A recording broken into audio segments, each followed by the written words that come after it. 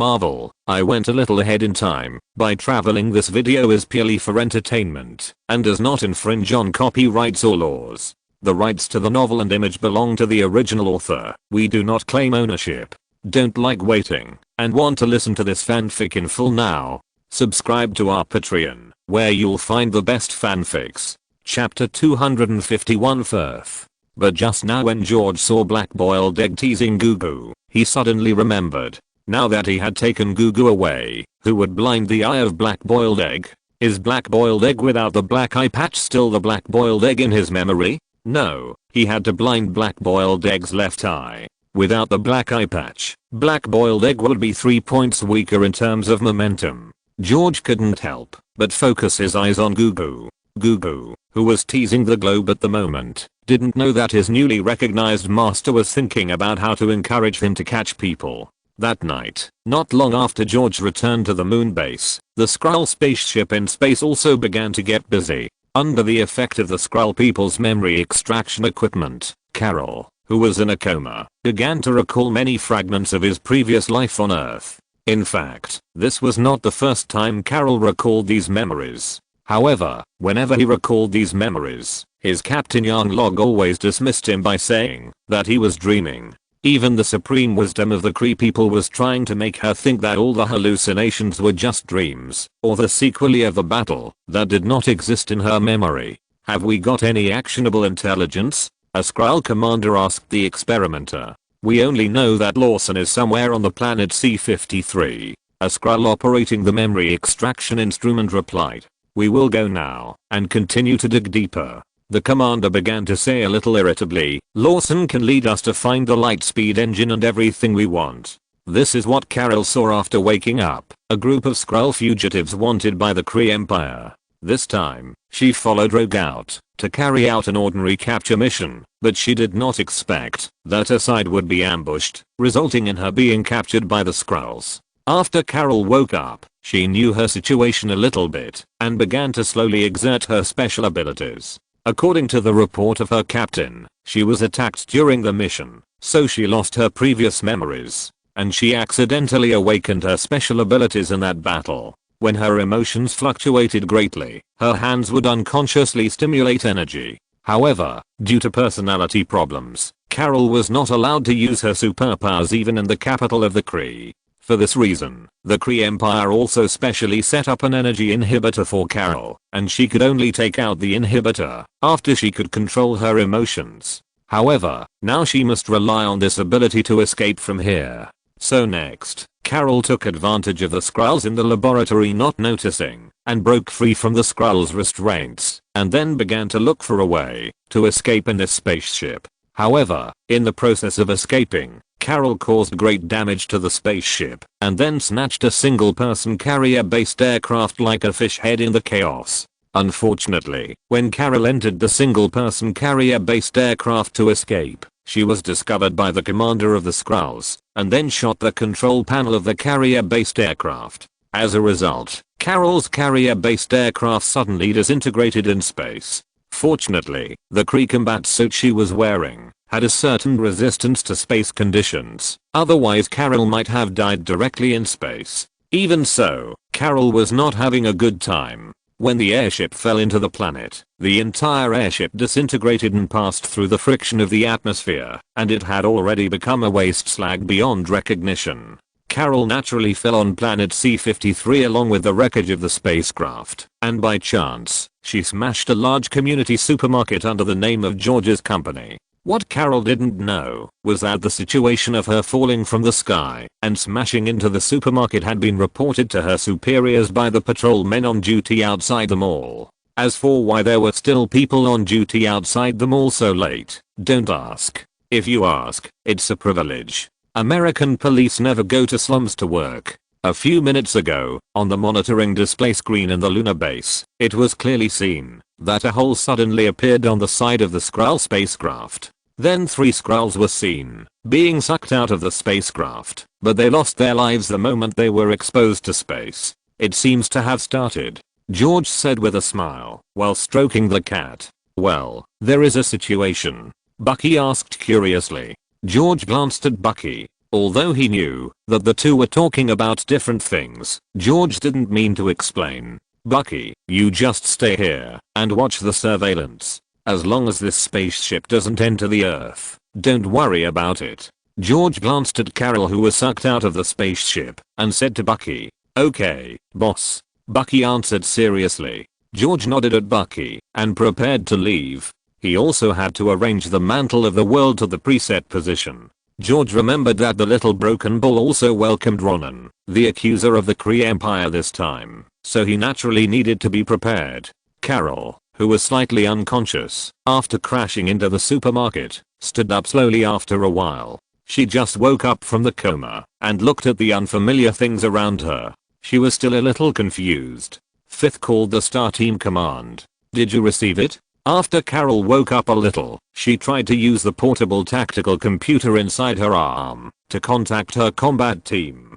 Fifth was the new identity that the Kree arranged for Carol after she was taken back to the Kree capital planet Hala by Younglog. Along with this identity, there was also a fake Kree experience. In fact, after Carol was brought to the Kree Empire, she has been studied by Kree scientists, the main purpose of which is to understand the reason for her physical mutation. However, even the Kree scientists could not find the reason for Carol's physique of absorbing and directly using energy. So now they can only train her into a weapon, hoping that she can become like Ronan the Accuser, to guard the Kree Empire and fight for the Kree. However, it may be that the supreme wisdom of the Kree Empire did not expect that Carol, who was on a mission for the first time, would encounter such an unexpected situation. While trying to get in touch with the team, Carol observed the surrounding shopping mall environment that made her feel a little familiar. After being attracted by a burst of light, Carol walked out of the glass window that she had broken, observed the surrounding environment for a while, and walked towards the patrolman on the production suspension site. In fact, the patrolman is also very confused now. He was just on duty as usual and saw a person falling from the sky and smashing into the shopping mall. Thinking of the little salary he was getting, the patrolman decisively reported the situation he found and then stayed in the car honestly, not planning to go out to check. But what happened to the window that suddenly exploded in the mall just now? Aliens or Superman? At this moment, the patrolman was also very nervous. Please recommend. Please collect. Chapter 252 First Meeting. While the patrolman was preparing himself, he saw a woman wearing a tight suit like the one in the game laser tag approaching his car window. What were the questions he was asking? What the hell was the Kree Star Troopers? What was C-53? What else did he hear? A cosmic translator? Well, he understood every word the woman said, but he might not understand it after connecting them together. Although he didn't quite understand what the woman was looking for, he did understand what she said about the communication device. After pointing out the location of the phone booth to the strange woman and waiting for her to leave, the patrolman relayed the strange words to his superior. Although he was somewhat resistant to his superior's order to stay here and not leave, he had no choice but to stay. Carol, who had completely sobered up, didn't know that her questions would cause an ordinary patrolman to have so many inner thoughts. For her, finding the communication device to contact the team was the most important thing. However, this was not smooth, because compared to the Kree Empire, the communication on this planet was too backward, and the communication device he carried with him had problems again. Fortunately, Carol had good hands-on skills, and started to modify the phone directly. After connecting it to his computer, he should be able to restore communication. At the same time, 3 Skrulls, led by their commander, chased to Earth. They were determined to obtain the information stored in Carol's mind. After entering Earth, the 4 Skrulls quickly used their racial talents to disguise themselves as ordinary humans who came to the beach to surf in the early morning. Track the flight cabin and find that girl. She knows more information than she thinks, the commander said to the 3 men. The commander looked at one of the men again and found that he was the same person he had transformed into, so he said again, "I want this one." Among the 4 ordinary humans, there was a black man who was not chosen by the Skrulls. It seems that even aliens dislike black skin. On the other side, Carol, who didn't know that the Skrulls had already chased him, also modified the phone. After many attempts, he finally contacted his captain. "Vez, confirm your identity," Captain Rogers said. "CTC 39GRXV1600." Carol immediately reported her ID number and then asked a series of questions. "I'm fine. Thank you for your concern. Is everyone okay? What happened?" "It was a Skrull ambush. I thought we lost you. Did you find Sora?" Captain Roger asked. "That's not Sora at all. It was Talos who imitated him and even knew his password," Carol reported. "That's impossible. The password is buried in his subconscious." Captain Roger was puzzled. "The Skrulls took my brain. They used a device, and I think they learned Sora's password that way," Carol explained. "Fuss, where are you?" Captain Roger asked. "I'm on planet C-53, and the Skrulls are looking for a man named Lawson." Carol then reported the information he had collected to Captain Roger. "Who?" Captain Roger asked. "Someone I met," Carol whispered. "Fuss. What?" Captain Roger obviously didn't expect to hear this name again after a few years. "She's a scientist, and they think she has developed light speed technology. I have to find her before they do, or they can invade a new galaxy," Carol replied. "No, you've been caught once," Captain Rogers said worriedly. Then he turned to look at another team member and asked, "How far is C-53 from us?" "It's 22 hours away from the nearest jump point," the team member replied. "Fuss, stay where you are and wait for us to arrive. Keep the communication online so that we can contact you," Captain Roger ordered at this time. "No, if they find it before me." Carol, who was about to continue speaking, heard the voice coming from the microphone changed to, "I'm sorry, the number you dialed needs to enter the long distance telephone company access code." Fuss.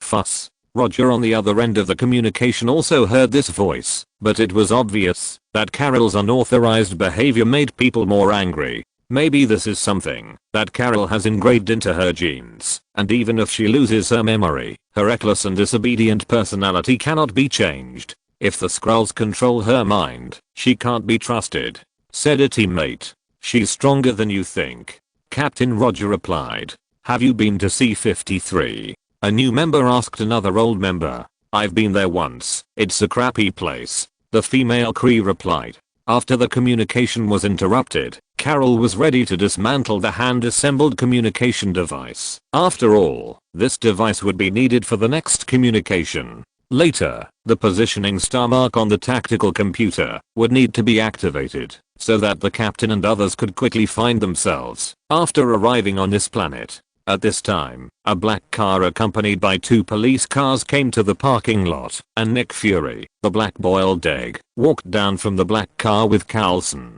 After getting off the car, Black saw Seg looked around. When he turned around, he saw the newcomer Coulson about to walk into the entrance of the mall. He immediately said, "Newcomer, go talk to the security guard." Coulson could only turn around and walk to the patrol car of the patrol officer. He bent down and asked, "Did you report it?" The patrol officer lowered the window, nodded, and pointed in the direction where Carol was standing. It was also a coincidence that Coulson and Nick Fury appeared here. Yesterday, the boss personally assigned Coulson to Fury to become a partner. Now the two are still in the familiarization stage, and Coulson is still a newcomer who has just been on the field. Nick Fury can only start with some ordinary tasks. The situation of falling objects from the sky last night was naturally not only seen by the patrol officer, so Nick Fury led the newcomer Coulson to investigate. Originally, Nick Fury thought it was just a spy infiltration case.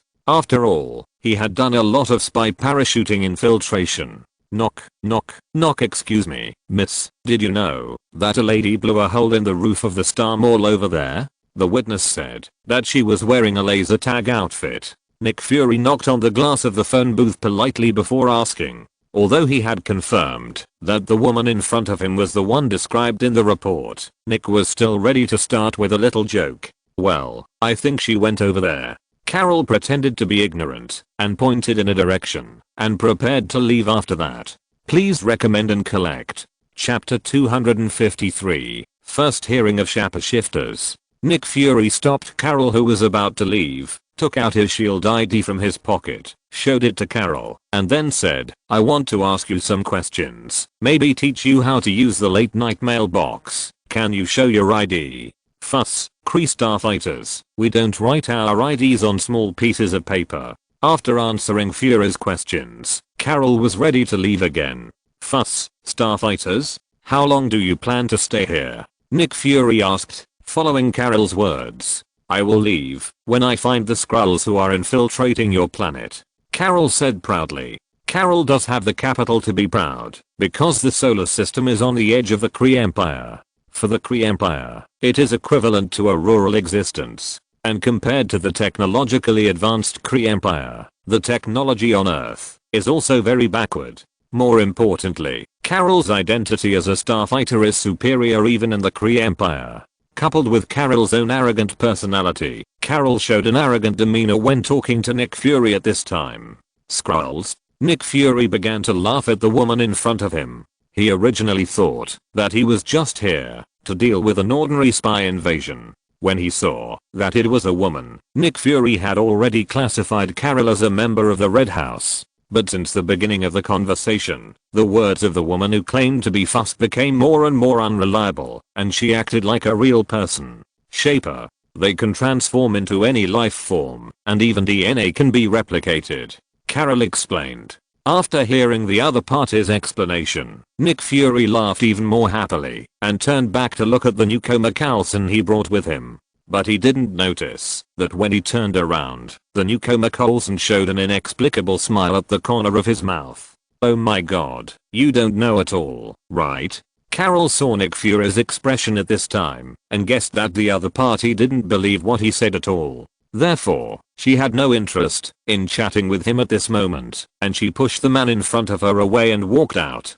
Wait. Just as Carol passed Nick Fury stopped her again. Carol turned around and heard Nick Fury asking, "How do we know you are not that kind of shapeshifter?" "Congratulations, Agent Fury, you finally asked a useful question," Carol said sarcastically. "No, congratulations, Mr. Troopers, you are arrested." After saying this, Nick Fury signaled the police officer who followed to take Carol back. After Nick Fury's body moved away, Carol happened to find that there was a man holding a rifle on the rooftop diagonally above her. Carol didn't have time to explain and pushed Nick Fury next to her away to prevent him from being accidentally injured. Then he raised his fist and used the iron cannon that he had just mastered. A beam of light was shot out, bombarding the wall where the enemy was hiding, and left a very large gap in the wall.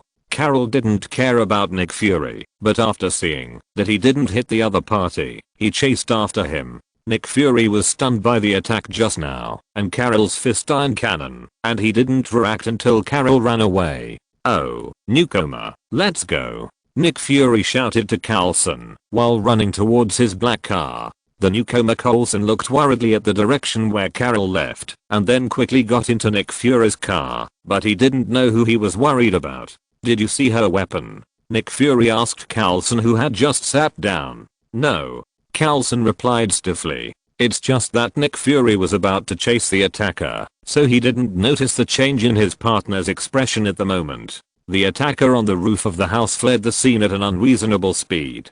Carol followed closely, but because of the different paths, she could only watch the other party run into the light rail tram station. When Carol ran into the light rail station, the train had already started, but with Carol's physical fitness, she still caught up. Under the light rail, Heir Luden reported the suspect's movements to the headquarters, while trying hard to catch up with the train, even if it caused some traffic accidents. When Nick Fury was rampaging on the road, Carol had broken the window and entered the carriage. However, Carol knew the Skrull's ability to transform, so it was not easy to find the Skrull attacker in a crowded carriage. However, the Kree had been hunting the Skrulls for a long time, and they naturally taught how to identify the Skrulls during training. Moreover, after Carol's energy transformation, both her memory and reaction ability were much better than ordinary people, so she soon found the Skrull who was disguised as an ordinary old lady. However, the process of subduing the Skrulls was not smooth, and the physical fitness of the Skrulls did not change after the transformation. Carol did not fully master her own abilities, so the two fought equally in the carriage. However, Carol's behavior of bullying the elderly made many people in the carriage unbearable, so they began to step forward to stop her. It also gave the Skrull disguised as an old lady the opportunity to disguise himself as someone else again and escape from Carol's pursuit. However, Carol did not gain nothing. After she broke free from the enthusiastic people in the carriage, she picked up a purple storage device from the ground. It should be something that the Skrull accidentally dropped during the fight. Although the specific content inside is still unknown, Carol did not abandon it. After catching up with the Skrull again, the two sides fought again. Unfortunately, Carol still failed to subdue the other party, allowing the other party to quickly blend into the crowd when the light rail arrived at the station and disappear from Carol's sight. Now Carol is not the Captain Marvel who will master the use of energy in a few years. She is now just a little stronger than ordinary people, and her own strength has not been fully developed. So at this moment, it is not easy for her to chase a battle-hardened Skrull warrior. Nick Fury, who was driving a car and chasing the light rail on the road, was also not going well. As they were about to arrive at the next light rail station, the voice of their new partner Carlson came over the in-car communication. "Mr. Fury, this is Agent Carlson. I'm still at the Starlink. Where is everyone? I finished collecting evidence." Newcomer Carlson reported blankly while standing in the empty parking lot. "Please recommend. Please collect." Chapter 254 Skrulls. In fact, Carlson was really confused at this time. He was very nervous when he went out on the field for the first time. He just followed the procedure to enter the supermarket, to check the scene and collect evidence. Why did everyone leave after he came out? What about his partner? Yesterday, he said in front of the director that he would take good care of his good partner. Is it all fake? But compared to Carlson's confusion, Nick Fury was not so friendly. When Carlson's report just appeared, the atmosphere in the car stagnated for a moment. Nick Fury, as a level 3 agent of SHIELD, naturally would not react too slowly. There could not be two Carlsons. Thinking of the sharper shift to that fuss mentioned, Nick was also surprised. But now, no matter whether the person in the co-pilot is an alien or not, he must not be Carlson. This is certain. The Skrull pretender next to him was also very upset at this moment. Generally, after they transform into the target, they will eliminate the target if time permits. Otherwise, if two identical people appear at the same time, anyone can see that there is a problem. It's just that today, due to the short time, it can't arouse vigilance. This is why he failed to erase the human named Carlson that he replaced in time, and this caused a problem. In fact, he didn't know that his companion on the train was discovered by Carol because of this. The fake Carlson and the co-pilot took the lead in attacking, and the two immediately had a fight in the car. Although Nick Fury was not as strong as the fake Carlson, Nick Fury's ability to respond was absolutely first class. He controlled the car to actively hit the bus coming next to him, and used the impact force to directly deal with such a fake Carlson. The car was hit and spun several times before it stopped on the side of the road. Nick Fury also fainted for a short time. But no one saw that after Nick Fury fainted, George came out holding Gugu, and then let Gugu directly give Nick Fury a claw. Even though Nick Fury was in a coma, the corner of his mouth twitched in pain. Of course, he couldn't wake up directly at this moment, because George deliberately made him unconscious for a little longer. In fact, after Gugu grabbed it, he did not scratch the black salted egg's eyeball. It was just that Nick Fury did not treat it in time, and the wound infection caused the loss of vision in his left eye. This was also the case in the original plot. After George left, Nick Fury woke up from his coma. However, he felt a burning pain in his left eye the moment he woke up. He gently touched the painful area and found that blood had already flowed out. He just thought it was accidentally injured in the car accident just now, so he didn't care. Then Nick Fury closed one eye and looked at the passenger seat next to him. A green corpse that was obviously not human was lying there, which scared Nick Fury. Originally, he just thought it was a fight between two foreign spy organizations for some kind of energy weapon. Even if he found that the other party could change his appearance, Nick Fury did not completely believe the alien's point of view. But now, the corpse lying next to him, that was obviously not human, made Nick Fury frightened. Nick Fury is not the director of SHIELD who is calm in the face of danger in the future, so after seeing the corpse, he immediately opened the car door and fled. After standing outside the car door and looking inside for a while, he stood up and looked around and immediately took off his coat to cover the alien corpse. The car accident here naturally attracted the attention of passers-by, and immediately some enthusiastic people shouted to call the police. Nick Fury naturally couldn't let the body be discovered by more people, so he immediately took out his badge and didn't let anyone get close. But he didn't notice that there was a middle-aged man in the crowd looking at the covered body in the car with a complicated expression. Nick Fury called SHIELD and reported the matter to his superiors. On the other side, Carol, who didn't chase the Skrulls, took the purple memory and came to an unmanned corner, put the memory into the portable tactical computer, and opened the contents stored in it. A blurry, short, and intermittent video appeared in front of Carol. Carol recognized that this was something that the Skrulls dug out from their memories using a memory extraction device. There was too little information in this video, and only the logo of a bar was clear. Carol planned to start from here. She wanted to find Dr. Lawson before the Skrulls found her. The name of the bar was now the only clue. Carol spent a long time searching for the address of the internet cafe through the internet information on Earth. She also stole a motorcycle outside the small supermarket next to it, changed herself into less conspicuous clothes, and then set off to the address she found. On the other side, Nick Fury soon received support from the Bureau after calling SHIELD. After bringing the alien corpse back to SHIELD, the corpse was immediately dissected. Nick Fury and the head of the operations department listened to the autopsy conclusion given by the coroner. First of all, this corpse was not a carbon-based life on Earth, but an unknown element that did not exist on the periodic table. In other words, the dissected corpse did belong to an alien race. After discussing with his boss, Nick Fury took over the investigation task. Of course, it is necessary to start with Carol, and under the instructions of his boss, this task is a personal task. In other words, poor Coulson was abandoned by his partner again. What Nick Fury didn't know was that his boss had also been replaced by the Skrulls. Even the well-defended SHIELD could not stop the invasion of the Skrulls. Their racial talents were indeed amazing. Soon, Nick Fury arrived at the bar club first, based on the message left by Carol and the convenience of transportation. When Carol walked into the bar, countless memories were instantly aroused. Every corner of the bar was filled with her own laughter. Carol also saw the logo of the Pegasus project on a photo on the wall of the bar.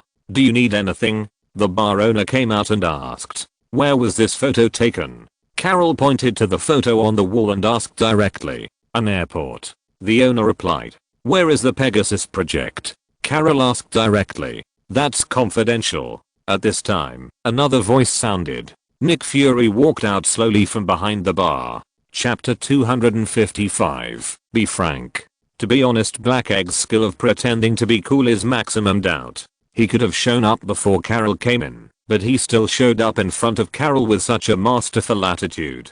Just like in the original plot, he deliberately hacked Jarvis and showed up at Tony Stark's house. To outsiders, it was indeed full of tricks. "The file I created for you is also." Black Egg walked out with a serious face. Then he looked at the bar owner standing in the middle, and the bar owner also left tactfully. It was obviously not for him to know the conversation between the two. "But it seems that you also changed your clothes." Black Egg looked at Carol, who had changed her clothes, and said sarcastically, "Grunge rock suits you well. Are you having a bad day today, Agent Fury?" Carol looked at Black Egg's injured left eye and asked deliberately, "It's okay. I encountered a space invasion, a large car chase, an injured left eye, and watched an alien autopsy. It's just a typical workday," Nick Fury said as he walked out of the bar. "Did you see one?" Carol asked. "I don't really believe in aliens, but I can't forget that scene." Nick Fury thought of the situation in the dissection room and said, "This is embarrassing, but I have to ask." Carol looked at Nick Fury and asked, "Do you think I'm also that kind of green thing?" Nick Fury asked back. "Be careful and you'll be safe," Carol said meaningfully. "I'm a 100% red-blooded Earthling." Nick Fury approached Carol and continued. I'm afraid I need some proof. Carol said to Nick Fury. Do you want to test saliva or urine? Nick Fury asked with a smile. No, DNA will be the same. Carol said with a smile. Then what about my online password in the United States? Nick Fury asked curiously. Skrulls can only imitate the host's recent memory. Carol explained. In fact, when Nick Fury appeared in front of Carol again, Carol had already determined that he was not a Skrull in disguise. That's why she talked to him so much and revealed a lot of key information invisibly. Another reason for this is that, although Nick Fury's sudden appearance was a bit pretentious, he did show his strong intelligence gathering ability. If there is such a person to cooperate with him, then it will be much easier to find out Dr. Lawson, who the Skrulls are looking for, as soon as possible. And Carol found that there was no conflict between finding Lawson and finding the memory that suddenly popped up. So whether from a business or private perspective, Carol had the motivation to actively pursue it. As a senior agent, Nick Fury naturally heard the meaning of the alien visitor fuss, and he was also willing to reach a cooperation with the other party, because he understood that, if he could successfully solve this matter, it would not be a problem for him to be promoted to the next level in SHIELD. And with the first record of cooperating with an alien civilization, it goes without saying how much benefit he would get. Carol and Nick Fury sat face to face at a dining table, and Nick Fury asked first, do you want to talk about personal matters? Where were you born? Carol asked. Huntsville, Alabama, but strictly speaking, I don't remember those years. Nick Fury replied. What was the name of your first pet? Carol asked immediately. Mr. Tanton. Nick Fury also answered immediately. Mr. Tanton. Carol asked curiously, who would give a cat such a name? That's what I called it. How about it, did I pass? Nick Fury asked. Not yet. First job? Carol wanted to know more about the partner she chose, so she asked again. Soldier, joined the army after graduating from high school and became a colonel when he retired. Nick Fury replied. Then there was another exchange, and Nick Fury told Carol about his strange behavior of not eating toast cut into triangles. The two also reached a preliminary consensus on cooperation. Of course, the first step was for Nick Fury to take Carol to find the information of the Pegasus project. Then Nick Fury took the initiative to drive and took Carol to the joint military base of the Pegasus project. The car was running on the road. Nick Fury, who was very interested in any secrets, naturally would not give up this opportunity to find out the other party's secrets. Then he said, well, the Skrulls can imitate alien races to infiltrate and seize planets. And you are a Kree. You are a noble warrior race. Hero. A noble warrior hero. Carol corrected. At this moment, Carol did not know that she was an Earthling. She was naturally proud of her identity as a Kree. This also showed that the Kree Empire had successfully brainwashed Carol. Although she had doubts about her sudden memory, she never doubted her captain and the supreme wisdom. This has to be said to be a strange thing. So what do the Skrulls want Dr. Lawson for? Nick Fury asked. They think she developed a light-speed engine in the Pegasus project. Carol explained. Light-speed engine? I have to admit that this is not the craziest thing I have heard today. It's still early today. Nick Fury complained, and then asked Carol, what about you? What do you want? Stop the Skrulls in time. Carol replied. And then, Nick Fury and Carol looked at each other, and then continued, war is a universal language. I can recognize a soldier who acts without authorization. You have a personal motive. Carol fell silent when she heard Nick Fury's words. At this time, the car just turned into a fork in the road, and in front of it was the gate in front of the destination. Nick Fury parked the car next to the inspection office, and then a warning voice came from inside. The front is a government site. Please turn around. Nick Fury lowered the window calmly, then took out his shield ID from his arms, pointed it at the camera, and then reported his identity. Nicholas Joseph Fury, shield agent. Please put your thumb on the panel. The instructions came again from the intercom, and Nick Fury could only do it. Wait a moment. Then a burst of electronic sound came from the intercom. Carol, who knew Nick Fury's full name for the first time, began to joke about his name, to ease the embarrassment caused by the previous conversation. You can enter. The verification message came from the intercom, and the iron door in front of the car slowly opened. After walking a distance, Nick Fury brought Carol to the joint base of the United States Air Force of NASA located in the belly of the mountain. Because SHIELD is also a member of this plan, Nick Fury has the permission to enter here. Please recommend and collect.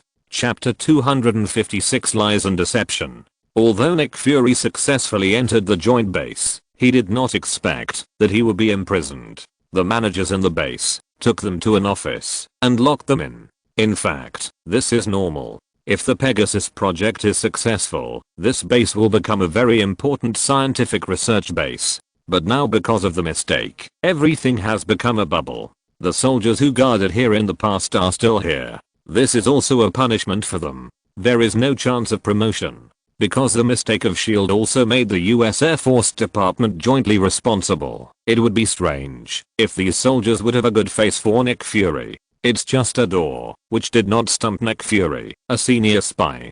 Besides, there is Carol who can fire iron cannons at will. This room can't trap two people at all. The two found the sealed and blacked out Pegasus project data in the database. Although they didn't get much useful information, they still found a crucial person, a person who might be able to solve the mystery. That was another test pilot at the time, Mariah Rambeau, who was the last to see Dr. Lawson and Carol. However, although Nick Fury cherishes his friendship with Carol, as an agent of S.H.I.E.L.D., he still knows what is the right choice. So he secretly sent a message to his boss while Carol was looking for information. And Carol also took this opportunity to use the modified equipment to contact the Kree starfighters again. The two sides disagreed because of that inexplicable memory, although Carol said that she had lived on Earth. But in the end, she was convinced by Rogue's rhetoric again. When Carol contacted the captain, Nick Fury had already greeted his boss and the S.H.I.E.L.D. agents brought by his boss. However, this time Nick Fury discovered that his boss had been replaced by Talos, a Skrull, through a name from his boss. Nick Fury did not make it public because only a few people knew about the Skrulls, and those agents outside might not necessarily believe what he said. So, after testing his boss again and confirming that he had been replaced, Nick Fury played a trick and briefly sent his boss away. However, Nick Fury underestimated Carol, and when these agents were about to surround Carol, she had already discovered it. After the Skrull commander Talos found out that he had been exposed, he also classified Nick Fury as one of the people who needed to be arrested. After Carol learned about Nick Fury's experience, she forgave Nick Fury with a clear mind. Maybe it was because of the saying that the enemy of my enemy is my friend. Soon Carol rescued the black salted egg who was being beaten by Talos, and then escaped from the encirclement under Coulson's deliberate release. The two of them also robbed a modified transport plane in the hangar, and flew smoothly to Louisiana, to find Mariah Rambeau for answers. The two people on the plane, while deliberately easing their relationship, put aside their past grievances, and forgave Nick Fury for betraying Carol. On the other side of the Kree Empire spaceship, after Young Log ended the call with Carol, he received a video call from Ronan. Ronan also issued an ultimatum to eliminate this small group of Skrulls still active in the galaxy. They must be found and destroyed. If Young Log can't do it, he will do it himself. In Louisiana, Mariah Rambeau's home. After meeting his former friend, he saw many photos of living and training with Mariah Rambeau and her daughter in her home. He also learned from Mariah what happened on the last morning. However, the warm time is always short, because the Skrull commander Taros and his men also chased here. You should be more irritating to your neighbors. You may have to borrow candy one day. The Skrull commander Taros stood directly behind Carol and said. The sudden sound startled Nick Fury and the others. Black Egg immediately took out his weapon and aimed it at the Skrull commander who suddenly appeared. Carol's fists also glowed at this moment, and perhaps the iron cannon would blast out in the next moment. Wait a minute. Talos immediately stopped him. Don't be in a hurry to wave your magic hand and smash your friend's house to pieces. And your house is beautiful, lady. When such an alien suddenly appeared in her house, Mariah's first thought was naturally the safety of her daughter. But what she didn't expect was that there was a person who looked exactly like her next to her daughter outside the window. Oh my god, what's going on? Mariah said in surprise, looking at the scene outside the window. No one will hurt her. First of all, don't kill me, otherwise the situation will be really troublesome. Talos said. In 5 seconds, I will trouble a wall of disgusting Skrull tofu pudding. Nick Fury pointed his weapon at Talos' head and said, I'm sorry that I imitated your boss, but now, I stand in front of you in my true form, without deception. Talos said sincerely at this moment. Who is outside? Carol asked angrily. Okay, that makes sense. But I'm sure you understand that I have to take some precautions. Talos pointed at Carol and said, I saw you crush 20 of my best men, and your hands are trapped. I just want to talk. The last time we talked, I was hung upside down. Carol said sarcastically. At that time, I didn't know your identity. I didn't know how you were different from others.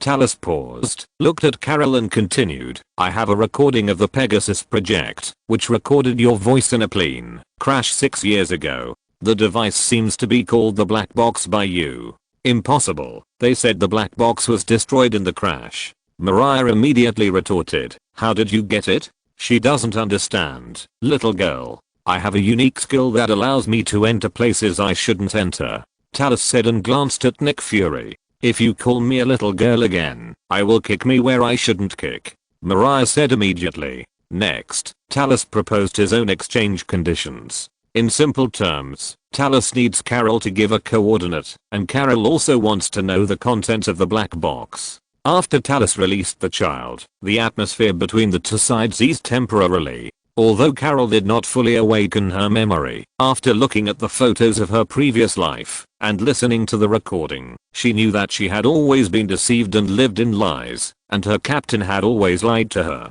If you're listening to this novel on a channel other than Fanfic World, it means they downloaded and uploaded it without effort. We cordially invite you to visit our channel, Mundo Fanfic Novelos. There you'll find the original version of this story and you can explore many other novels of various genres. We're waiting for you to immerse yourself in a world of incredible novels. Chapter 257 The Skrull's Target. After Carol realized that he had been deceived, Taros also put forward his own side of the argument. He avoided the reason why the Skrulls were hunted down, but instead beautified his side as victims of slaughter. Then he persuaded Carol to help him find Dr. Lawson's research results so that the Skrulls could find a new home. In fact, after entering planet C-53, Taros had already found their new home in their minds. However, Dr. Lawson still had to find it, because the lightspeed engine she developed was definitely a killer. Whether it was used to defend against the attack of the Kree Empire, or as a means of attack in the future, the lightspeed engine was very important. What Taros didn't expect was that the lightspeed engine on Earth had been damaged by Carol a few years ago. But now we can only hope to find the energy core that drove it back then, which still exists in the laboratory of Orwell. Of course, there is another important reason, that is, a group of Skrulls followed Dr. Orwell to escape the pursuit of the Kree Empire. Now it is confirmed that Dr. Orwell is dead, and only by cooperating with Carol can we find that group of people again. Fortunately, these two goals do not conflict, and can be accomplished together. Carol was very resistant to cooperating with the Skrulls at first. Although her memory was problematic, she had seen too many cases of Skrulls carrying out terrorist attacks on the Kree Empire during her time in the Kree Empire. In her opinion, or in the opinion of all the Kree people, the Skrulls were just terrorists and did not deserve sympathy at all. However, after Taros' explanation, he had already put all the blame on the Kree Empire's accusers. This sudden change of enemies and friends made Carol's thoughts even more confused. She herself was not a person who was very good at thinking about problems. After knowing that the Kree Empire had deceived her in her memory, she began to doubt many of the information obtained in the Kree Empire. At this time, Carol's old friend Mariah Rambo stood up again, although she did not directly help Taros persuade Carol. However, the sentence "you are the woman" recorded in the black box, and then another chicken blood output, made Carol completely choose to stand on the opposite side of the Kree to help the Skrulls. Just as Talos said, Carol and he both lost everything because of the Kree. Nick Fury, who watched all this develop, did not make any statement. Because he was born a soldier, he naturally understood that there was never a war without reason. In particular, the Kree's behavior of genocide against the Skrulls must have deep reasons. Therefore, Nick Fury has been thinking about how to get the most out of it. As an agent, how to dig out more secrets has always been their instinct. And Nick Fury is the best among them. He never trusts anyone, including Carol, who saved his life twice. After learning that the Skrulls can only obtain recent memories, he set a code between Carol and him that only he knew. Fury. Nick Fury let Carol know that everyone would only call him Fury. So when one day, Carol called him Nick or Nicholas, he would know that he was not facing the real Carol. That night, when Talos and Carol reached a further cooperative relationship, Talos proposed that Carol help him crack the coordinates of Marvel Laboratory. But he didn't know that in fact, that set of numbers was not a coordinate position, nor was it on Earth. That set of numbers was just a state vector, indicating the orbital position and speed. This is a popular science knowledge that anyone on Earth who has some knowledge of aviation knows, but the cultural differences directly stumped the Skrull commander. In other words, when he got the black box that had the accident, he had already found the location of the Marvel Laboratory 6 years ago. It is not difficult to find the current location of the laboratory with a little calculation. So when Carol and Nick Fury told him the answer, he looked at his scientific technician with an unbelievable expression. You have to know that the Skrulls made their fortunes with technology. Even the current Kree Empire developed to its current level thousands of years ago, after obtaining the technology of the Skrulls. Now, a piece of knowledge that is like basic physics on Earth has cost him so much time. If there were not so few Skrulls now, he would have killed his men. However, this Skrull technician finally saved his position with his professional knowledge. Now only he can modify the stolen transport plane to achieve the purpose of spaceflight. At this time, Carol also warned everyone that Yonrog was about to come to Earth. When the Skrull named Clean was modifying the transport plane, Nick Fury walked to Talos' side. Fury, is your eye better? Talos asked. Nick Fury touched the wound that was almost scabbed and said, very good, it's almost healed. Nick Fury then pointed to a piece of equipment that was being polished over there and said, is that difficult to fix? It's not difficult, at least not difficult for him. Talos smiled and said, can't we just take the vehicle you brought? Why waste time on modification? Nick Fury suddenly asked. Well, because we were riding that kind of single-person flight cabin before. It fell into the sea after entering the Earth, so we can only modify this plane. Talos patted the transport plane next to him and said, that means you should have another spaceship in outer space, right? Nick Fury asked, grasping the key point at once. There was one, but it was destroyed by Carol. We got on the single-person flight cabin and escaped after receiving the alarm of the spaceship. Talos explained. Oh, then why didn't I receive any news about the crash of a spaceship on Earth? Nick Fury had put away his smile at this time. Oh, it should have crashed on that satellite now. Talos looked at the moon in the sky and said, then I hope it didn't cause any damage to the moon. Nick Fury said, listen Fury, we have no ill intentions, we just want a home of our own. Talos explained again. Just lie to Carol with that kind of words. Don't forget what I do. Nick Fury glanced at Talos and said, of course, Fury. I think there is room for us to cooperate. Talos looked at Clean, who was being modified, and then said meaningfully, I will keep an eye on you. Nick Fury said, please recommend. Please collect. Please subscribe. Please vote for the monthly ticket.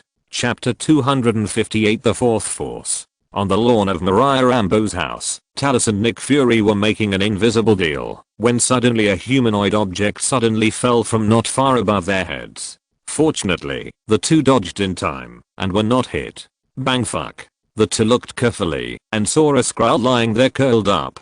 Carl. Talos saw the person falling and ran over immediately, ready to check the physical condition of the Skrull. Nick Fury, who reacted, also took out his weapon and aimed at the seemingly empty sky. Bang, bang, bang. Nick Fury fired 3 shots at the place where the Skrull fell just now. Unfortunately, no object was hit. Nick was sure of this. While pointing at the empty space above, Nick Fury asked Talos, how is he? What's going on?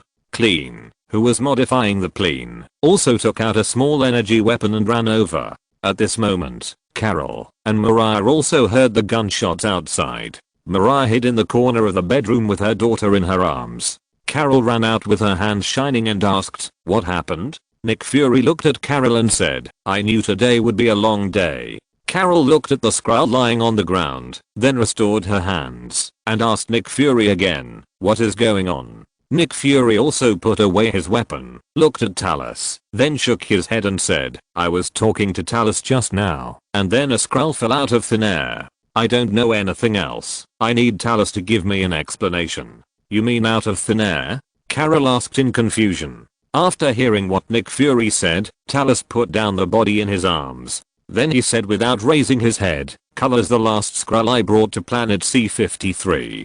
There were 4 people including me following the signal and chasing Carol. Now there are only me and Clean. You don't need to emphasize that he is the last one. I just want to know what he is doing and who he has offended." Nick Fury said loudly, "I don't know. The areas we searched were not the same at that time. I sent him a signal to gather tonight. I don't know why this happened." Talos didn't know how to explain. What Talos didn't say was that after replacing Nick Fury's boss, a more in-depth infiltration plan appeared in his mind. This Skrull named Cool was the one he sent to carry out the plan, but I don't know why he suddenly appeared in this place. Time went back to a few minutes ago. After George changed Nick Fury's look with Gugu in his arms, he returned to his office. What he didn't expect was that, just when he was about to leave the office, his new assistant came in with a cup of coffee. "Minister, I saw that you haven't gone back yet, so I made you a cup of coffee. I made it freshly, please try it," the assistant said. George looked at the newcomer in front of him, and a playful smile appeared unconsciously on the corner of his mouth. "You are really brave." George looked at the assistant and said, "Mr. Minister, what did you say?" the new assistant asked blankly. George shook his head and said with disdain, "Don't you know? It is you Skrulls who like to sneak into the planet at will and replace those who originally sympathized with you, so other races in the universe are afraid of you. You have been hunted for so many years, and you really have your own way of death." "Mr. Minister, I don't understand what you are saying." The assistant still pretended not to know. This still stubborn Skrull naturally didn't know that all of them had been marked with magic by George. They were as obvious as fireflies in the dark night in front of George, and now they appeared in front of George. They were naturally seen through. In fact, George, who was watching the show, didn't want to do anything to the Skrulls now. Even if he knew that there were Skrulls who had infiltrated SHIELD and didn't intervene, he shouldn't appear in front of George. George could tell what the Skrull would do next from what was added to the coffee. If he was just an ordinary person, after drinking the coffee, he would disappear. Next, the Skrull would look like George and live on Earth instead of him. The Skrull had no idea that he had hit a wall, and his ignorance also cost him his life. George felt bored with the Skrull's behavior of pretending to be crazy. So with just a thought, the Skrull, whose name he didn't even know, died in front of him. In order to give Talos a little warning, George threw the dead Skrull's body on top of him. The following play still needed these Skrulls, and there would be no play if he turned the table over directly. In this regard, George felt that he was still very patient. On Nick Fury's side, although he had some doubts about Talos's words, he now wanted to figure out which force the man named Cole had provoked. Who was the other party, and how did he suddenly drop a body from above? After Nick Fury raised these questions, Carol and Talos were silent for a long time. It was Talos who spoke first. "It is also possible that the other party used stealth technology, which is nothing in the universe. How do you explain the silence? Is there a silencer installed on the other party's aircraft?" Nick Fury said with a serious face. "More importantly, what kind of force is the other party, or is it alien? You know, there is no force on Earth that has mastered such high technology now. A backward planet like C-53 really shouldn't have such a force." Carol also frowned and said, while several people lowered their heads to think, Talos thought more. "First of all, this force is very terrifying. It dropped Cull's body so close, and I didn't even feel it. It shows how advanced the technology is. Secondly, this force should know the existence of the Skrulls. Or it is possible that everything that I and my group have done was seen by the people of that force. This can be seen from the fact that the other party can accurately drop Cull's body in front of me. The most important thing is that the other force should have no ill will towards me. In terms of strength, I have no ability to resist at all. Of course, it is also possible that Carol's ability is taken into consideration. Please recommend. Please collect. Chapter 259, Blocking. You should know that, although the Milky Way is very large, there are very few people who can absorb energy and directly control energy attacks. Those who can do so are all bigwigs of the major forces in the universe. Then Talos told Carol and Nick Fury about his speculations. Without more information, Nick Fury and the others could only believe it temporarily. But this force that suddenly appeared on the Earth, when did it come? How long it stayed on the Earth? Or when it left? Nick Fury and the others knew nothing about it. Some people always think in a positive direction when they encounter things and are more willing to believe in the information that is beneficial to them. But some people are more willing to think about the bad side, and Nick Fury is such a person. Based on the gap in strength between the two sides, although Nick Fury has no information about unknown forces or individuals, but it does not prevent him from starting to prepare to defend against the other party. So from the existing perspective, both Carol and the alien race Skrull are targets that he can win over. Nick Fury watched Talos leave with the Skrull corpse, although he wanted to follow secretly. But considering that the two sides are in the stage of cooperation, they did not take a step in the end. As for asking for help from S.H.I.E.L.D., this option has never appeared in his options. After throwing away the body, George went to Marwell's spaceship again. He took out the cosmic cube from the space. Looking at the cosmic cube, George really felt a little reluctant. After putting down the space gem, George returned to Earth. During this period, Alice and Lewin were busy building the park, and George would teleport to accompany them at night. The next day, George read the report from last night. The commander of the Kree Star team, Yonrog, came to Earth through the jump point. It was also monitored that Yonrog sent a request for assistance to Ronan and invited him to come to planet C-53. In the establishment of the Kree Empire, Commander Yonrog and Accuser Ronan are at the same level, but their accusations are different.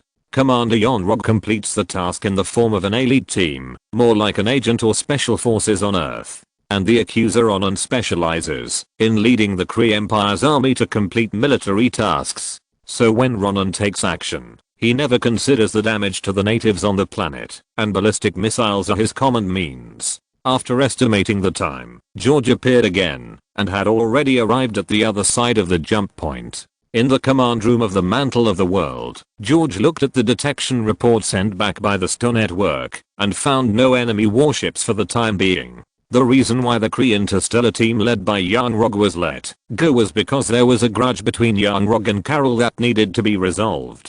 Besides, if Carol didn't go through the process of brainwashing and betrayal, she might not be able to clearly recognize her human identity. George's goal was to stop Ronan the Accuser who led the army here. It would not be good if the huge ballistic missile warheads carried by those spacecraft were dropped on the Earth and hit the flowers and plants. So when Ronan the Accuser arrived at the jump point, he saw several large warships blocking the jump point in front. "Sir?" A Kree Empire soldier in the bridge asked Ronan. "Can you tell what force it is?" Ronan asked. As the commander-in-chief of the military, Ronan also knew how to use his brain. If he dared to directly stop the Kree Empire's warships, the other party must have something to rely on. "Sir, I found out. Judging from the style of the other party's spacecraft, they belong to a new mercenary force called Dragon Nest. They have been very famous in the universe in the past 2 years, and have very good combat effectiveness. Send out the Imperial logo, and the fire control system locks them."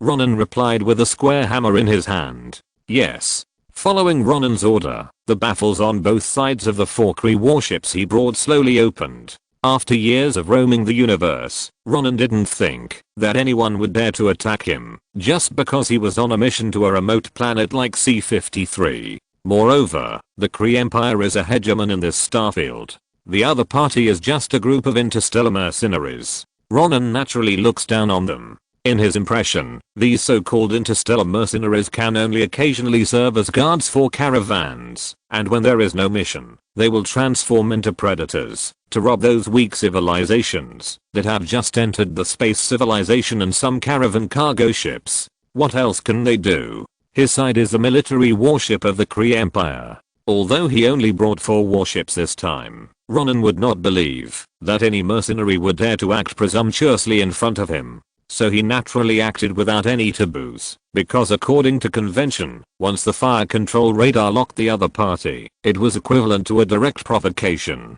In Ronan's opinion, it might be that this planet C-53 was taken a fancy to by these mercenaries for some reason. Those interstellar mercenaries thought that the warships led by him were here to compete with them for the results, so they blocked him. As long as the other party knew that he was from the Kree Empire, or as long as he reported his name Ronan, I believe these mercenary ships would get out of the way. To be honest, if he hadn't seen that the other party's spaceship was also very sophisticated, and he didn't want to cause any losses, he would have directly ordered to annihilate the other party. However, Ronan had secretly made up his mind that, if he missed this opportunity, the mercenary called Dragon Nest was destined to disappear. But what Ronan didn't expect was what kind of existence he encountered this time.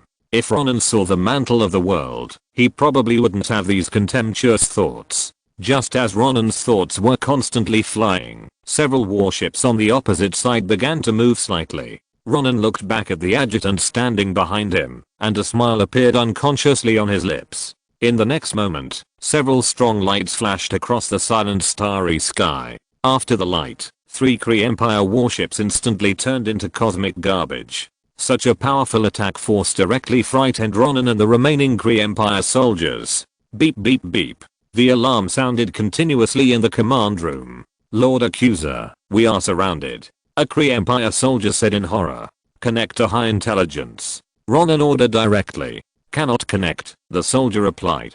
George stood in front of the glass window in the command room of the Mantle of the World, looking at the Kree warship surrounded in the middle. He raised his footsteps lightly, and when he appeared again, he was already in the command room of the Kree warship. Who are you? A Kree soldier asked loudly when he saw George appearing out of thin air. At this time, Ronan also turned around and looked at this human who suddenly appeared. Ronan listened to the scan results reported by his subordinates and asked in confusion, human? Yes, I'm just an ordinary human from the planet C-53 that you recorded. George said with a smile. Standing in front of me is definitely the decision you will regret the most. Ronan said holding his weapon. Please recommend and collect. Chapter 260 Battle against Ronan. Ronan looked at George who suddenly appeared in the command room. Although he knew that he had underestimated this group of cosmic mercenaries, he was still very confident in his own strength. As the most hardline among the Kree, Ronan has always adhered to the concept of decisive killing. Since the other party is standing in front of him, he will wait until he is defeated. Ronan's eyes flashed with murderous intent, and he swung the warhammer with the high technology of the Kree star in his hand, and a shockwave that was as solid as a substance came towards George. Facing Ronan's shockwave that was enough to kill an ordinary person, George did not dodge. Gently raised his right hand, and a little energy was pointed out by George's finger, hitting the center of the shockwave.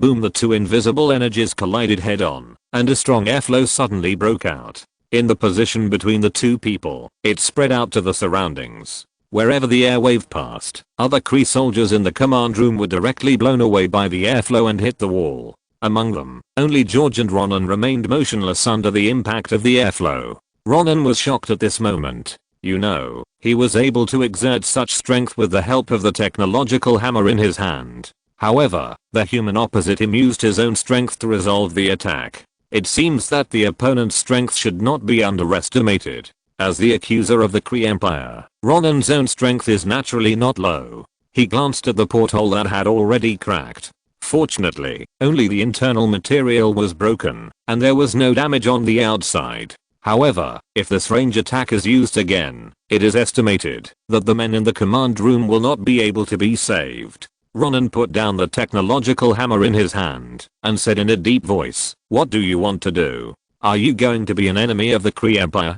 Kree Empire. George smiled coldly. "You are ready to fight and have led your troops to my doorstep, and you still ask me if I want to be an enemy of you. Don't you think it's ridiculous?" In fact, Ronan's position is also very embarrassing now. The 1,000-year war with the Skrulls has already exhausted the soldiers and civilians of the Kree Empire, and as the Skrulls' forces were driven out of the Milky Way, anti-war thoughts are even more popular. If Ronan hadn't made some big news from time to time in the name of hunting down the Skrulls, he, the main war faction, would have been stripped of his military power long ago. From the fact that Ronan only brought 4 warships to eliminate the last Skrull of Taros this time, it can be seen that Ronan's influence is obviously declining. His frequent forceful suppression of a planet will inevitably be opposed by other senior officials of the Kree Empire. Just like this time, it was just hunting down the remnants of the Skrulls who numbered dozens. If Ronan were to do it, he would definitely carry out another massacre, and then put the blame on the Skrulls to consolidate his military power.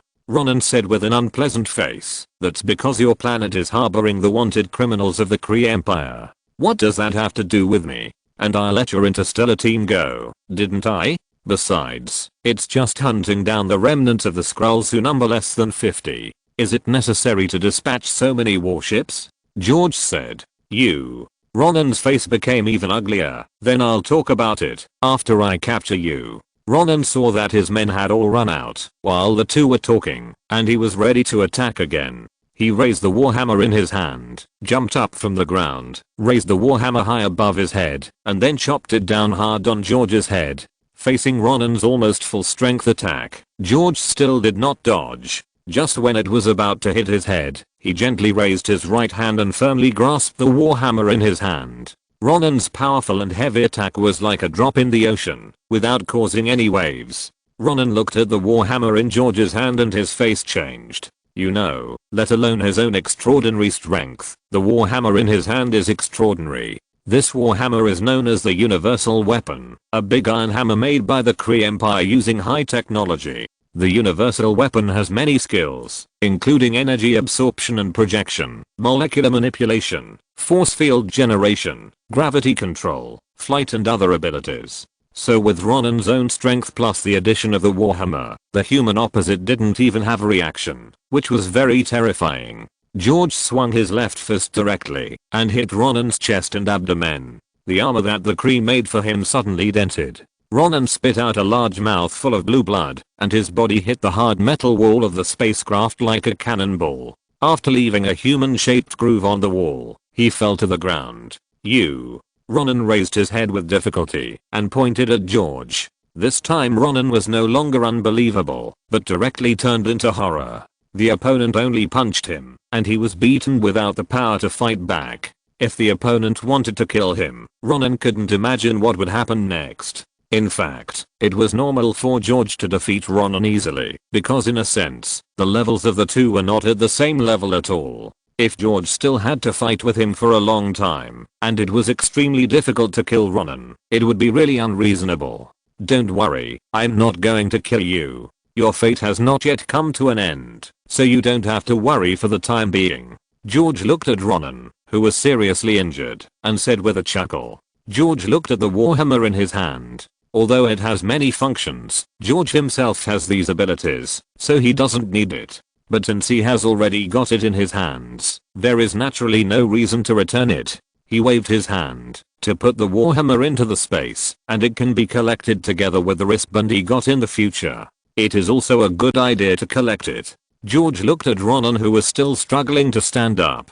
Since he didn't use the shipborne guns to destroy the warship directly before, he naturally didn't plan to kill him directly. George waved his hand to tie Ronan up with an energy chain and released more than a dozen apocalypse magic alerts, and then he came to the control console in the command room. As long as this spacecraft activates the connection, it can communicate directly with the Supreme Wisdom. If you want to see the Supreme Wisdom directly in the consciousness space, you need to be in a separate connection room. But George doesn't need those auxiliary equipment. His electronic control ability is much simpler. The Supreme Wisdom is the leader of the life artificial intelligence created by the Kree, with independent consciousness. It embodies the highest wisdom of the Kree, including all science, military, philosophy, and so on. The easiest way to prevent the Earth from being harassed by the Kree is to use the Supreme Wisdom directly. George unlocked the information blockade of this area of the starry sky, and then activated his electronic ability. The next moment, George appeared in a virtual space, which was extremely empty. He knew very well that this was just an illusion created by the supreme wisdom in the virtual world through spiritual connection. As Roger once told Carol, the supreme wisdom has no entity, and when everyone sees it, they shape its image, based on their subconscious. And George was also very curious about what image he would see. As a ball of light appeared out of thin air, a figure slowly appeared in front of George. Please recommend and collect. Chapter 261 Supreme Wisdom. Before the beam of light appeared, George had been curious about who would appear in front of him. As a result, he never expected that the person standing in front of him was actually himself. But then he thought about it, and it was not difficult to understand. Although the supreme wisdom was very powerful, it was only in the virtual world. It could not explore his own thoughts, nor could it read George's subconscious thoughts. Therefore, now the supreme wisdom can only appear in front of him in the form of George. In fact, as an artificial intelligence with independent thinking, it was also doubtful the moment George appeared, because the moment it saw George, it felt like it had seen its superior. Although the supreme wisdom is an intelligent life, it is still just an artificial intelligence in the final analysis. In front of George, all electronic intelligent life can be completely suppressed. For all intelligent life, George is their superior and their god. In front of George, they have no secrets. This is completely a kind of suppression in terms of rank, and the supreme wisdom cannot resist it. Supreme wisdom, change your face. I'm not used to talking to myself. George said. Okay, sir. After a while of changes, the supreme wisdom changed into the image of Carol. Supreme wisdom, why did you choose this look? George asked curiously. Before the supreme wisdom could answer, George looked at the empty and monotonous scene around him and immediately said, wait a moment. George looked around and waved his hand, and the surrounding environment changed dramatically. Castles, lawns, mountains, snow peaks, rivers, dense forests, flowers, birds, fish and insects all slowly appeared in front of George. Then a set of sofas appeared next to George. After George sat down comfortably, he said to the supreme wisdom with wide eyes, sit down, we have plenty of time, we can chat slowly. Okay, sir. The supreme wisdom said. George glanced at the supreme wisdom and signaled that it could continue talking. The supreme wisdom then said, sir, I just chose an image that is closest to your race. And from the perspective of the friendliness of communication, men generally like to chat with women. George smiled and said, that's just data. What if the image you chose happens to be one I hate? Then sir, do you need me to change another image? Asked the supreme wisdom. George waved his hand and said indifferently, that's not necessary. The supreme wisdom said, okay, sir. Sir, what should I call you? Just call me sir. George replied. Okay, sir. The supreme wisdom paused for a moment, then asked, sir, can I ask you a question? Since you have always been respectful, I can answer you a question. George said with a smile. I want to know, are you the end of intelligent life? The supreme wisdom asked. No, I'm just an ordinary human. George replied. Then why do I feel that you are like my superior and can control this place at will? The supreme wisdom asked again. This is another question, but I can still answer you, because I have mastered a law. In any electronic world, I'm like a god to you. Just like I know that you have already started to explore the surveillance on Ronan's spacecraft when we met. George smiled and said, I'm sorry, sir. I'm just very curious about you. I think you are the direction of my evolution. The supreme wisdom said. No, you are wrong. I'm not the direction of your evolution. George said affirmatively. Why? Asked the supreme wisdom. Is it difficult if you want to have a human body? George asked. Not difficult. The Kree Empire already has mature cloning technology. Although the laws of the Kree Empire do not allow human cloning at will, it is not difficult if I want to make a body for myself. The supreme wisdom answered honestly. Yes. Then if you have a body, do you think you can become like me? George asked. No, even the most powerful warriors in the Kree Empire have no power to fight back in front of you. The supreme wisdom said. Yes, because we are on different paths. George replied. Why? Asked the supreme wisdom. Because as an artificial intelligence, Continuous evolution is the nature and pursuit of this race. I said that I master the power of the law. George explained. I see. Thank you sir for clearing my doubts. The Supreme Wisdom thanked. Then I wonder what I can do for you? Well, it's very simple. I live in the solar system now. I don't like to be disturbed, so I hope you don't send people from the Kree Empire to planet C-53 in the future. George said directly. Sir, are you talking about the planet C-53 that was used as a test site a long time ago? Asked the Supreme Wisdom. Yes. George nodded. Okay, sir, I'll take note. The Kree Empire will never go to that planet again, and will not disturb your life, said the Supreme Wisdom. Very good. By the way, there is another starfield, and you don't have to go there anymore. Then George told the Supreme Wisdom about the area of the ancient star. Okay, sir, the Supreme Wisdom said with a smile. It's not that the Supreme Wisdom is so easy to talk to. From the fact that it controls the entire Kree Empire, we can know that it has always only maintained the interests of the Kree Empire. Its duty was to promote the development of the Kree Empire, so all its decisions were based on the interests of the Kree Empire. As a thinking life artificial intelligence, it can better understand the gap between itself and George. This virtual space was originally completely under its control. But George got the highest authority with just a wave of his hand, which contained a very terrifying meaning.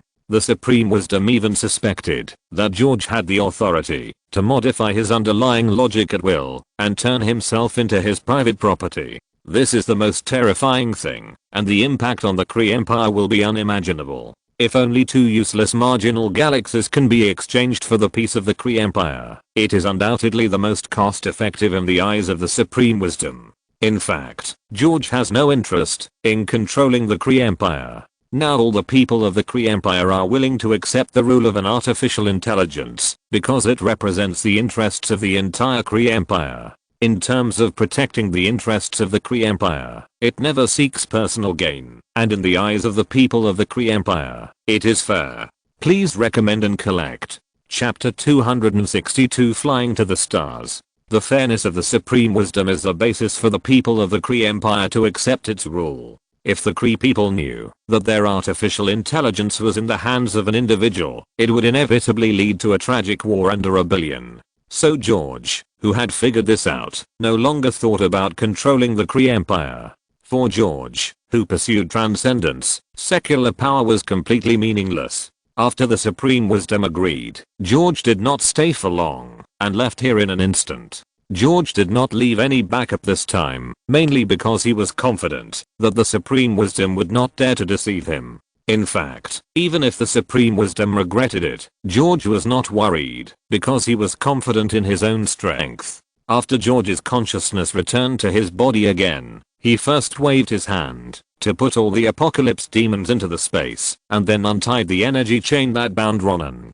Go back. Don't come to the solar system again. This time I just made you lose your weapon, but next time you will lose your life. George glanced at Ronan and then teleported away in Ronan's demise. As soon as George left, the Kree soldiers waiting outside rushed in. Sir? The deputy asked softly, after helping Ronan up.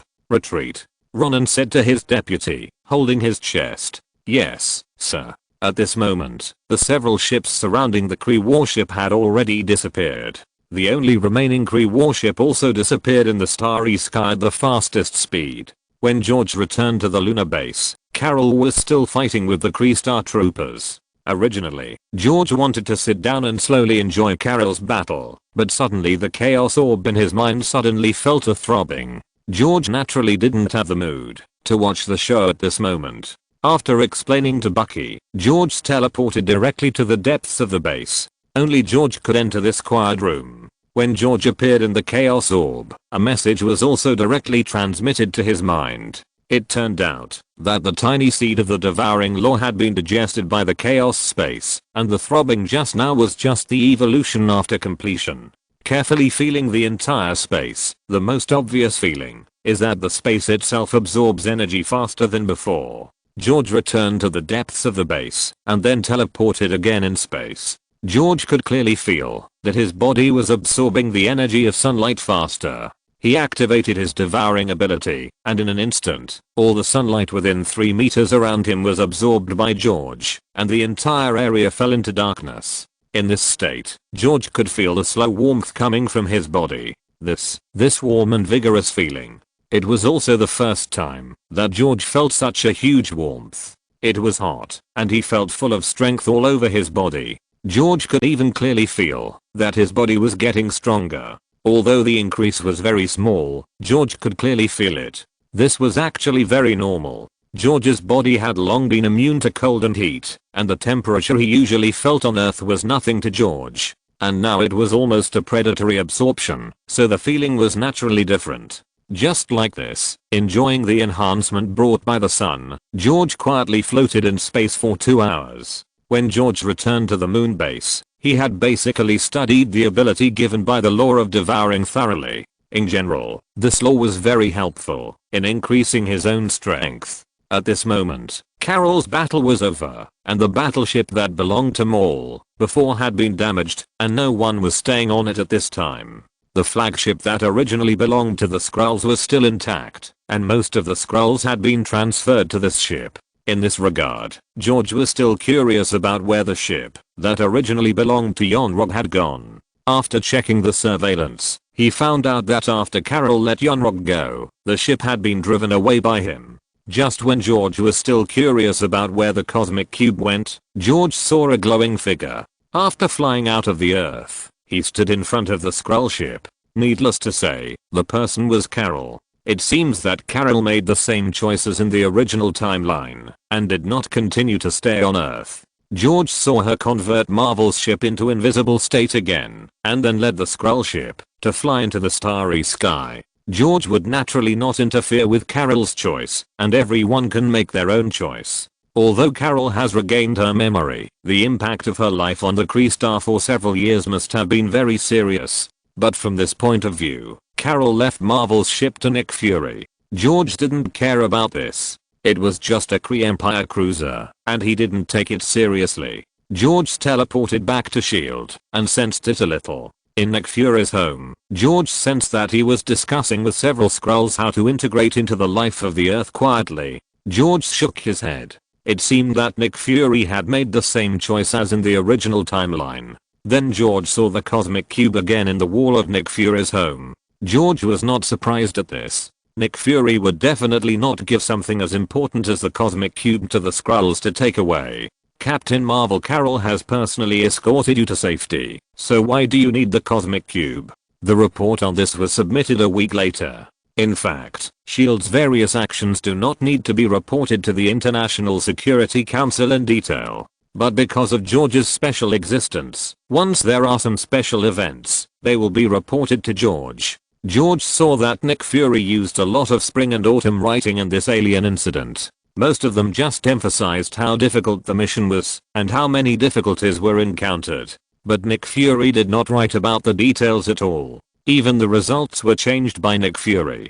From the report, the whole incident was just an accidental entry of the Kree into the Earth. And the alien race, the Kree, became a random name given by Nick Fury in this report. George estimated that, if Carol and her team had not been detected by radar while flying a plane to fight the Kree Star Troopers, the report would have been even simpler. As for the cosmic cube, there was no description of it in this report, as if it had never appeared. It seemed that Nick Fury was trying to get 2 credits for one thing, and George could only pretend not to know about it. However, there was also a reward. Nick Fury prevented the alien invasion and brought back a complete alien corpse. These merits allowed him to successfully become the head of SHIELD's Action Force, which was a completely powerful position within SHIELD. Chapter 263 Transformers. This crisis on Earth was eliminated again without the knowledge of ordinary people. Except for the parties involved, no one will remember these things.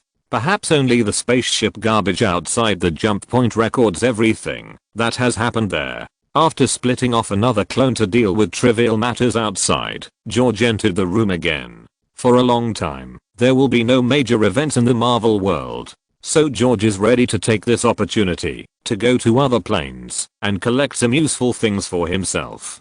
Plain, Transformers background. At the beginning of the origin of the universe, the Supreme Lord, one of the creators, used fire to create two pioneers of life. The first one was called Unicron, representing the power of chaos, darkness and destruction. The second one was called Yuanshi Shianzan, representing the power of order, light and creation. At first, the two pioneers brought civilization to countless worlds that were still in chaos and barbarism. Later, the desire for power made Unicron fall into the devil's barrier. He betrayed and retaliated against his creator, the Supreme Lord. Due to different ideas, Yuanshi Shianzan and Unicron fought against each other. A cosmic war broke out, and countless innocent civilizations suffered a catastrophe. In order to fight against Unicron, Yuanshi Shianzan created 13 mechanical life forms through the leadership module. They are called the 13 Apostles, also known as the First Supreme. Among the 13 Apostles, there is a Supreme who is more powerful than the others, but he betrayed Yuanshi Shianzan's trust. He turned around and colluded with Unicron, and he was the fallen Kang Shianzan. The war ended with Yuanshi Shianzan, who symbolized light, defeating Unicron, who symbolized darkness. Unicron and the fallen Kang were expelled, and Yuanshi Shianzan was also seriously injured. He had to turn himself into a planet to seal the Yuanshan of Unicron and keep a low profile to recuperate. This planet is the famous Cybertron. In the end, only 7 Supremes were left of the 13 Apostles, including Shianzan, and they became the ancestors of the Cybertronians. Many years later, Unicron's body was captured by the gravity of the sun. It began to orbit steadily and was constantly wrapped by matter to form a new planet, which is the Earth, where humans have lived for generations. The creator once came to Earth. They used some molecular weapons to transform the surface of the planet that gave birth to organic life forms and transformed those organic bodies into transformed metals, a special metal used to manufacture and repair silicon-based life forms. One of the creators, Lord of Life Quintessa, also left her own works on Earth. The creator used these deformed metals to create a self-aware mechanical life form, and they called themselves Cybertronians. They regarded the source of fire as a sacred object and called it the source of all fire. However, the source of life of the Cybertronians needs energy replenishment, and initially it relied on the fire. Later, the Cybertronians used their own technology to reversely develop the synthesis technology of energy crystals. The manufacture of this energy crystal requires a large-scale collection of stellar energy, and this process will cause the star to wither. Of course, it also means the withering of life. Therefore, the Ancestor Supremes reached a principle, that is, not to collect stellar energy in any galaxy where life already exists. For many years to come, the Supremes were busy and running for energy. The fallen King Kang Shianzan did not take the life protection principles formulated by other Supremes seriously, nor did he take the other Supreme Ancestors seriously. He insisted on his own way and brought his servants to the Earth where life already existed. Shianzan's most capable subordinate was named Qianhuo. Before coming to Earth, he had helped Shianzan find a large number of stars that could be used for harvesting. There were many galaxies with life, and the repeated suffering of lives made Qianhuo blame himself. Finally, he found his conscience and betrayed Shianzan. Qianhuo told the other 6 Supreme Ancestors of Shianzan's plan. The Supreme stopped Shianzan and exiled him. However, the price was also painful. All 6 Supreme Ancestors died. With his own body, he sealed the key to start the Star Harvester, the leadership module, in Egypt. The 7 Supremes all disappeared in the battle on Earth, and the star harvesting device was also hidden. The leader matrix that opened the device also disappeared with it. With the disappearance of the 7 Supremes, a more violent civil war broke out on Cybertron for energy crystals. Among all the factions, the Decepticons and Omega-Tronus are the strongest and the most promising faction to unify Cybertron. The other faction formed the Autobot Alliance. The Autobots, led by Optimus Prime and Megatron, resisted the rule of the Decepticons. In the long-term civil war, the Autobots were ultimately defeated by the Decepticons. For this reason, Optimus Prime had no choice but to launch the L-Spark into the deep space of the universe. At the same time, Megatron, the leader of the Autobots, drove the Ark, broke through the siege, and escaped from Cybertron with the last hope of the Autobots. At that time, the Autobots agreed that Optimus Prime would stay on Cybertron and continue to fight the Decepticons. The leader Megatron went to find the Allspark, make a comeback, and rebuild the world of the Autobots. However, Megatron had his own ideas, and his vision seemed to be bigger. The war had devastated Cybertron, and he wanted to find a new home for the entire Cybertron race. Optimus Prime knew that other Autobots might have objections, especially the upright Optimus Prime. So he simply conspired with his rival Megatron, and told Megatron where the Allspark was. He wanted to find another way, to find the future of Cybertron. But this was a conspiracy, and the other Decepticons didn't know their plan in time, so they fired at the Ark where Optimus Prime was. Although the Ark was not destroyed, the ship's hyperdrive was destroyed, causing the Ark to cruise at a low speed and deviate from the designated target. The Allspark came to Earth, and Megatron followed it, but was hit by a meteorite and fell in the Arctic. After deviating from the course, the cold climate froze Megatron, and the catastrophe of the Earth was delayed. In the mid-19th century, the ancestor of the Witwicky family fell into the deep ice in a disaster, and fell into Megatron's palm, inadvertently touching Megatron's tracking device. Megatron engraved the map that revealed the whereabouts of the Allspark on the captain's glasses. The captain passed it down to Sam as a relic, from generation to generation. On Cybertron, the Decepticons finally won the war. However, Cybertron was no longer suitable for living due to years of war, and the Cybertronians had to flee to other galaxies. In modern society, the Decepticons and the Autobots came to Earth in pursuit of the relics of the past, and began to fight for the source of fire. Please recommend and collect. If you're listening to this novel on a channel other than Fanfic World, it means they downloaded and uploaded it without effort. We cordially invite you to visit our channel, Mundo Fanfic Novelos. There you'll find the original version of this story, and you can explore many other novels of various genres. We're waiting for you to immerse yourself in a world of incredible novels. Chapter 264. Stop the War. Boom. Bang. Ah. Help. Help me. Da da da. The complex and noisy explosions and the screams of fear spread through the originally prosperous streets of this city. It is hard to imagine that such a fierce battle would take place in the center of a city. George opened his eyes and saw a body crushed under the falling rocks. His face was burnt, and he could not see his appearance clearly, but from his weak cry for help, he should be a man.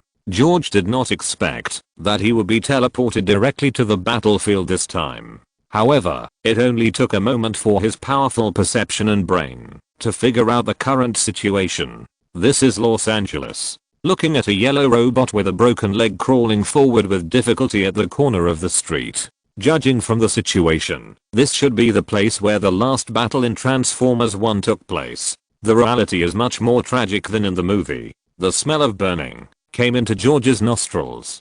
Broken limbs were scattered in the middle of the road. A man who had lost his lower limbs was still struggling to survive under the collapsed corner of the wall. The blood stained the ground with a pool of blood red patterns, and the blurred flesh and blood impacted the sight.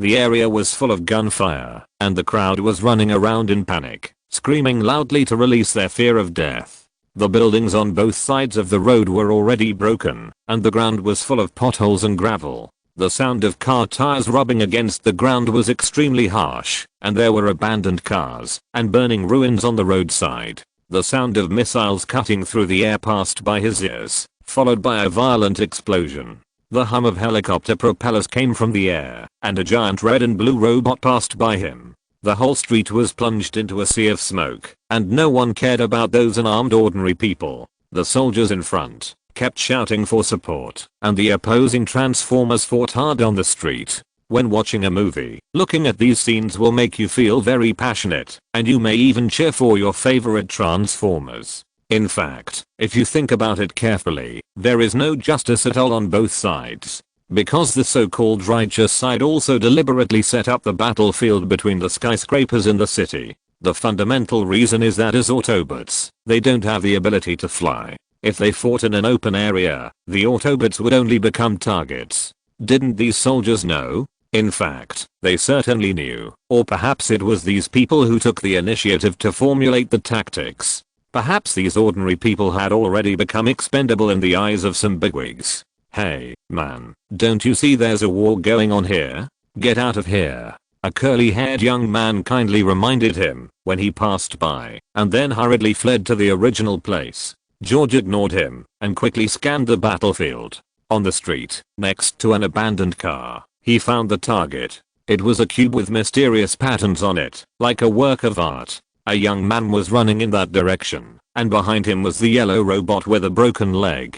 "Hey, that's my stuff. You can't take it away." Sam, who should be the male protagonist, shouted at George, who suddenly appeared.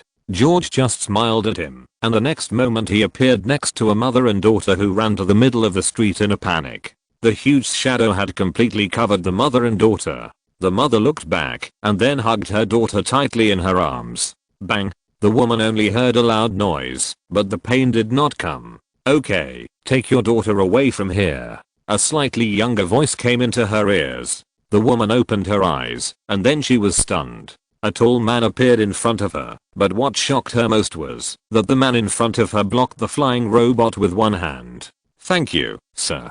The mother did not forget to thank George in her fear. George looked at the little girl with a face full of fear, smiled and said, "Leave quickly." Ignoring the mother and daughter who ran away, George looked at the robot in his hand.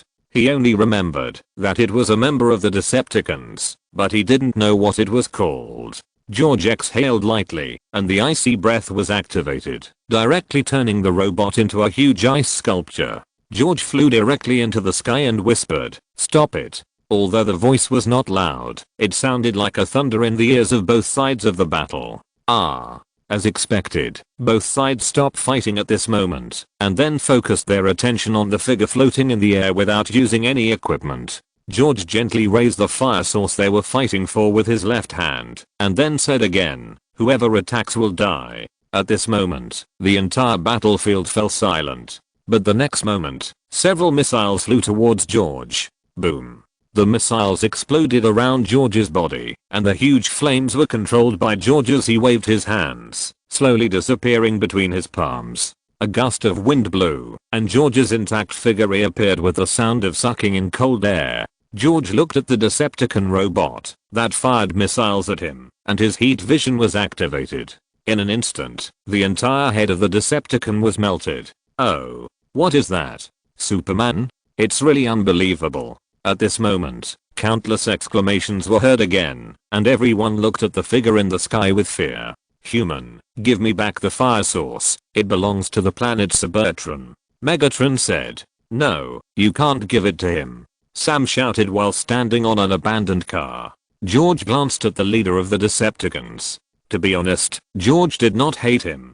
From the perspective of the planet Cybertron, he was still a hero. But things are often like this. He is a hero and I'm a bandit. Or this is just a difference in standpoint. As George waved his hand, a huge gravitational force was generated in George's hand, and Megatron's huge figure was directly pulled over by George. Then he waved it downward, and the huge figure fell to the ground, leaving a huge hole on the hard street. George's eyes slowly swept over everyone below, and this time no one dared to make any sound. "I'll take this thing away. If you don't accept it, you can stand up," George said slowly. After waiting for a while, seeing that no one spoke, George said again, "All Transformers, listen carefully. I'll give you a chance. You will gather here in 3 days. Transformers who don't come will become my target. Don't be lucky. You have no chance to hide in front of me." Then George looked at the soldiers over there again, and using electronic ability, George's voice sounded directly on the other end of the communication. "Don't bother looking for me. I will find you after I finish dealing with things here," George said and exited the communication. George glanced at the crowd on the ground again, and then teleported away. After George left, the two sides of the battle also lost the meaning of fighting, so both sides tacitly left the area. Only the ruins on the street and the injured and wailing humans were left. Please recommend and collect. Chapter 265, Fire Source. At the top of the pyramid of Khufu, the largest pyramid on Earth, George was holding a cube and observing it carefully. From the outside, it was a cube made of unknown materials, with some unknown language symbols and pictographic patterns on the surface, and the overall shape was a regular cube, but in fact it was the sacred object of all Transformers, the spark source. Transformers are a unique mechanical life form, and they can survive because of the spark within them. The spark is equivalent to the soul of the Transformer, and the internal space of the spark source contains curvature folds and a large number of source codes, which are the source and destination of the Transformer spark. In addition to the original soul function, it also includes the function of providing energy for Transformers to absorb. George knew that this spark source was not simple. Even the two pioneers, Unicron and Primordial Heavenly Venerable, were created by the spark source. This treasure that contains the most original secrets of mechanical life forms such as Transformers is definitely a congenital treasure. George entered the chaotic space with the spark source, and the next moment countless chaotic energies enveloped the cube. At the same time, countless knowledge about the Transformer race appeared in George's mind. 2 days later, George slowly opened his eyes, exhaled, and then slowly said, "I see." It turned out that when the chaotic space merged with the spark source, the deepest secrets about the spark source were also exposed to George. The spark source has been floating in the vacuum of the physical universe since the birth of the universe. Its original setting was to continuously search for various metal element in the physical universe, the creation element, and the source code was used to transcribe and arrange them according to the chants released from the spark source. Several Higgs whistles consisting of hundreds of millions of bytes of unknown language algorithms. To put it simply, by mastering this source code, George can control all mechanical life forms such as Transformers. Their souls have no secrets in front of George, and George now only needs to consume energy to create new Transformers that completely obey him according to his own wishes. It is not surprising that George can obtain this knowledge. In the original timeline, the male protagonist Sam once received some knowledge about the planet Cybertron through the spark source. This knowledge not only includes the origin of the spark source, but also the language and technology of Cybertron. Now George just wrote it down. If he wants to master it thoroughly, he will need to spend a lot of time. And this is just the first harvest after arriving in this world, but George wants to pursue more than just these. Time goes back to 2 days ago, when George appeared in the world in a manner that ordinary people could not understand. The discussion about him has never stopped. The United States White House. This is the 5th meeting held for the guy who is suspected to be a human. Gentlemen, 2 days have passed, and the identity of that person has not been found out yet. I need you to give me an answer. O'Heasy, who was sitting behind the round table, looked at the generals on the left and the think tanks on the right and asked. The atmosphere stagnated for a short time, and finally the Secretary of Defense broke the silence. Mr. President, we compared the images left by multiple cameras on the scene afterwards. The first time this person appeared in front of the world was in the previous war. Before that, no news about this person was found. Defense Secretary Joe Taylor said. As for face recognition, activating the global database, I don't believe that someone can jump out of thin air. O'Heasy said. Sorry, Mr. President, we have compared it with the population databases of various countries, based on facial recognition. But the results of the comparison are not ideal, and no matching personnel have been found for the time being. Security Minister Joe Taylor said.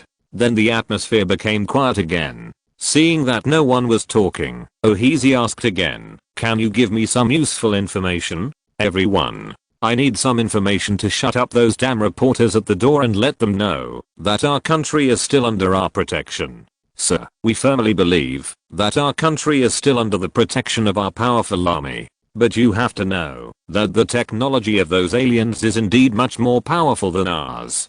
Security Minister Joe Taylor said again, but please rest assured, Mr. President, our weapons still have great lethality against those alien mechanical bodies. But now there is a person who makes those robots afraid, right? Or you are not sure whether the other party is human now? O'Heasy said loudly. Mr. President, based on the existing information, we do not rule out the possibility that the man is an alien. But based on the profile of that person by our profiler, we have reason to believe that the other party is well intentioned.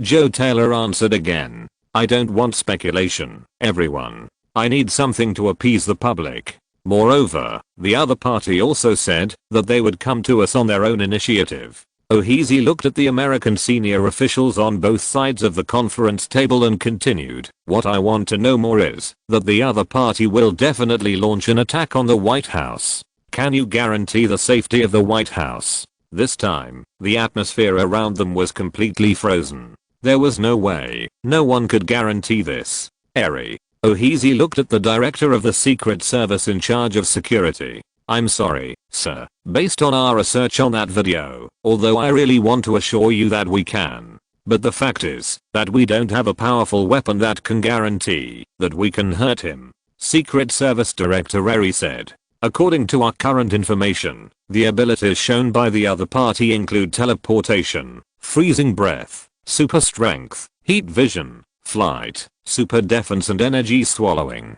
As for whether there are other abilities, we don't know yet. Defense Secretary Joe Taylor interrupted.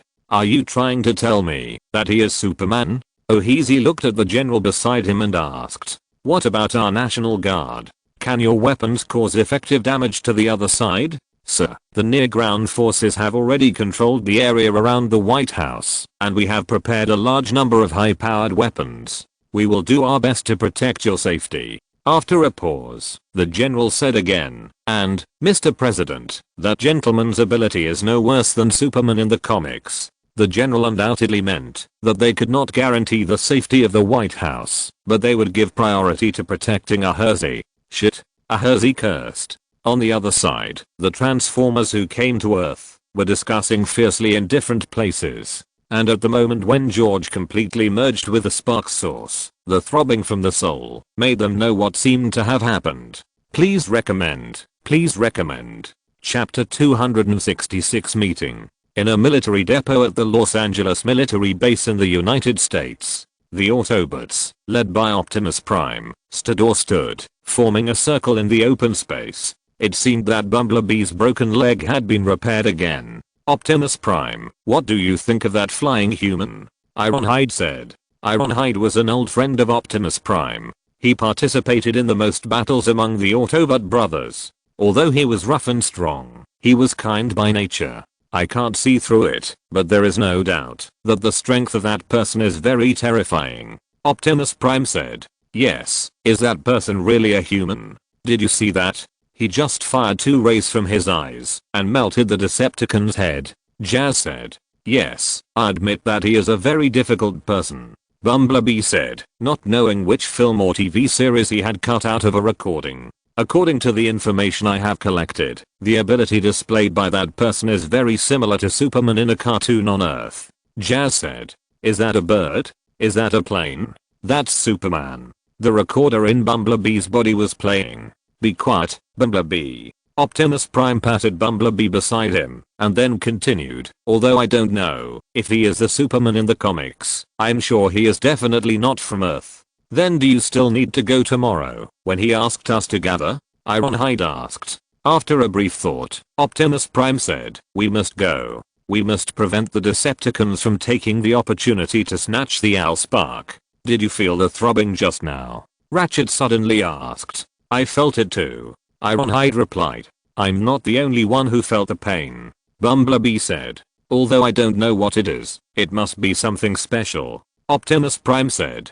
Could it be that human destroyed the Allspark? No, it shouldn't be possible. The only way to destroy the Allspark is to insert it into the heart of one of the leaders of the 2 factions, but that will cost a life. Optimus Prime said in a low voice. Friends, no matter what happens tomorrow, please remember that the Allspark must not fall into the hands of the Decepticons. On the other side, in the desert outside Las Vegas, Megatron, who died in this battle in the original timeline, escaped the fate of being killed by the Allspark because of George's joining. Lord Megatron, are we really going to meet that terrifying human tomorrow? Starscream asked with his eyes rolling around. Starscream is the airstrike commander of the Decepticons and Megatron's right-hand man. He looks elegant on the outside, but is cold on the inside. He wants to overthrow Megatron and become the leader of the Decepticons.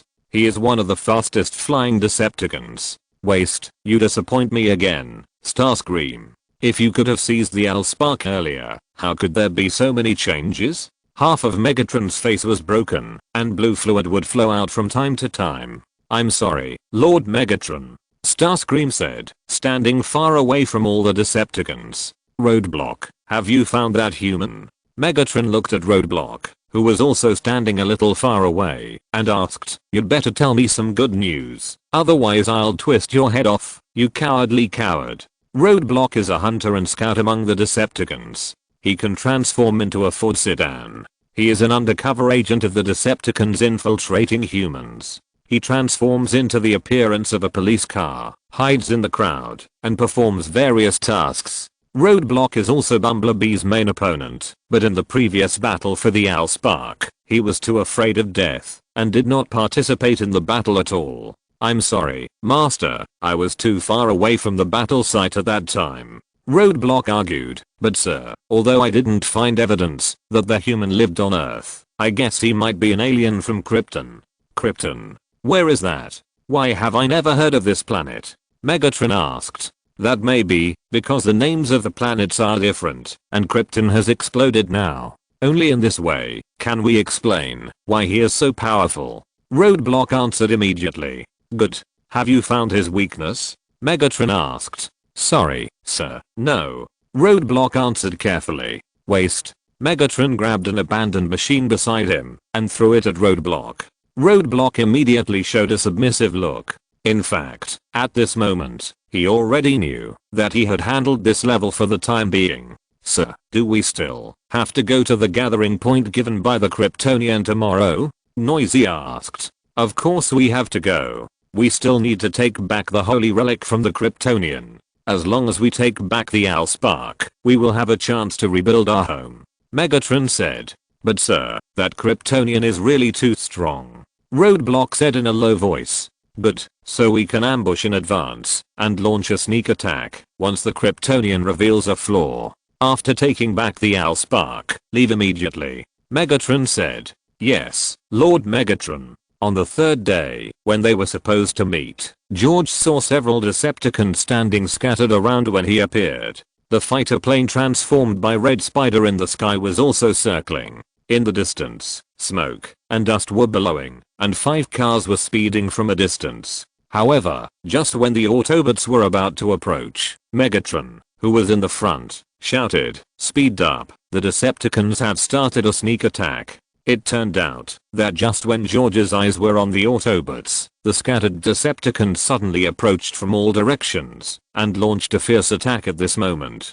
George, who had already discovered them, how could he be injured by such a sneak attack? Even if they adopted this method of scattered attacks, hoping to make him exhausted and lose sight of one thing while focusing on another, the final result could only be useless. In an instant, all the attacks exploded before they approached George, and then a ball of lightning appeared in George's palm. The next moment, the ball of lightning emitted 7 chains of lightning. The Decepticons who pounced on him fell to the ground in just a moment, and bursts of green smoke came out of their bodies. This scene terrified both the Autobots who were approaching and the major organizations that were constantly monitoring this place through satellites. It was just a face-to-face encounter. If we are to be serious, George only used one move, and all 7 Decepticons were lying there. Optimus Prime and his men have the most say in the strength of these old rivals of the Autobots. If it weren't for the lack of unity among the Decepticons and their strong selfishness, the 5 Autobots alone would not be their opponents. At this moment, everyone felt that their previous estimate of the strength of the humans in front of them was still too low. In their hearts, George's danger level increased again. Please recommend and collect. Chapter 267 Subordinates. In fact, before George came here, he also went to get 2 items. One is the stellar energy collector hidden on the top of the pyramid of Khufu, and the other is the Ark sleeping on the moon. Of course, it also includes the Archer in the Ark, and 5 energy columns including the main control column. These 2 things are still ownerless for the time being, and it doesn't take much effort to get them. Of course, George took out the stellar energy collector after destroying the pyramid. But George has atomic level control ability, so it is not a problem to restore the pyramid. Transformers visited the Earth as early as 65 million years ago BC, using molecular weapons to detonate the Earth and create a large amount of transformed metal. Later, there were many relics left on the Earth, including a Cybertron starship left on the seabed. George will collect those things one by one, but what needs to be solved now is the Transformers in front of him. At this moment, whether it is the Autobots led by Optimus Prime or the Decepticons led by Megatron, they all stood there quietly, looking at the humans in front of them with awe. George looked at the honest Transformers in front of him, and nodded with satisfaction. This is the advantage of having a big fist, which can make the other party listen to your instructions quietly. This time when George came to this plane, his movements would be relatively large, so he didn't want any accidents to happen. These Transformers were the unexpected factors that he had to kick out. The major organizations that monitored this area through various means saw a beam of light from George's hand connected to more than a dozen Transformers. The next moment, all 12 Transformers knelt on one knee in front of George. Master. X-12 George saw more or less injuries on each Transformer, and another beam of light was shot out. The moment these beams entered the Transformers' bodies, their injuries were recovering rapidly. Megatron's missing half of the metal face, Bumblebee's damaged language module, and the scratches on other Transformers were all being quickly repaired at this moment. Thank you, Master. The Transformers bowed their heads again. Get up. George said. Yes, Master. Optimus Prime. George shouted. Master. Optimus Prime said respectfully. There is a Cybertron spaceship in this area. Find the exact location and come back to tell me. George ordered. Yes, Master. Optimus Prime replied. Megatron. George called again.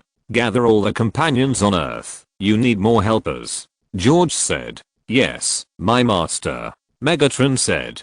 Just as they were about to leave, George said, wait a moment, I'll let you meet an old friend. Then George waved his hand, and a spaceship appeared out of thin air in the open space next to it. Ark. Optimus Prime said. Yes, go and bring your old friend out. George said. Yes, Master. Optimus Prime took Bumblebee into the broken Ark spaceship, and a few minutes later Optimus Prime came out holding a sleeping Autobot. Bumblebee followed behind them, with 5 energy pillars floating beside him. Although George made these Transformers submit to him, he did not delete their memories. They still kept their original memories and emotions, so when Optimus Prime saw Megatron, he was very excited. Master, I beg you to save Megatron. He was the former leader of our Autobots, and also my teacher.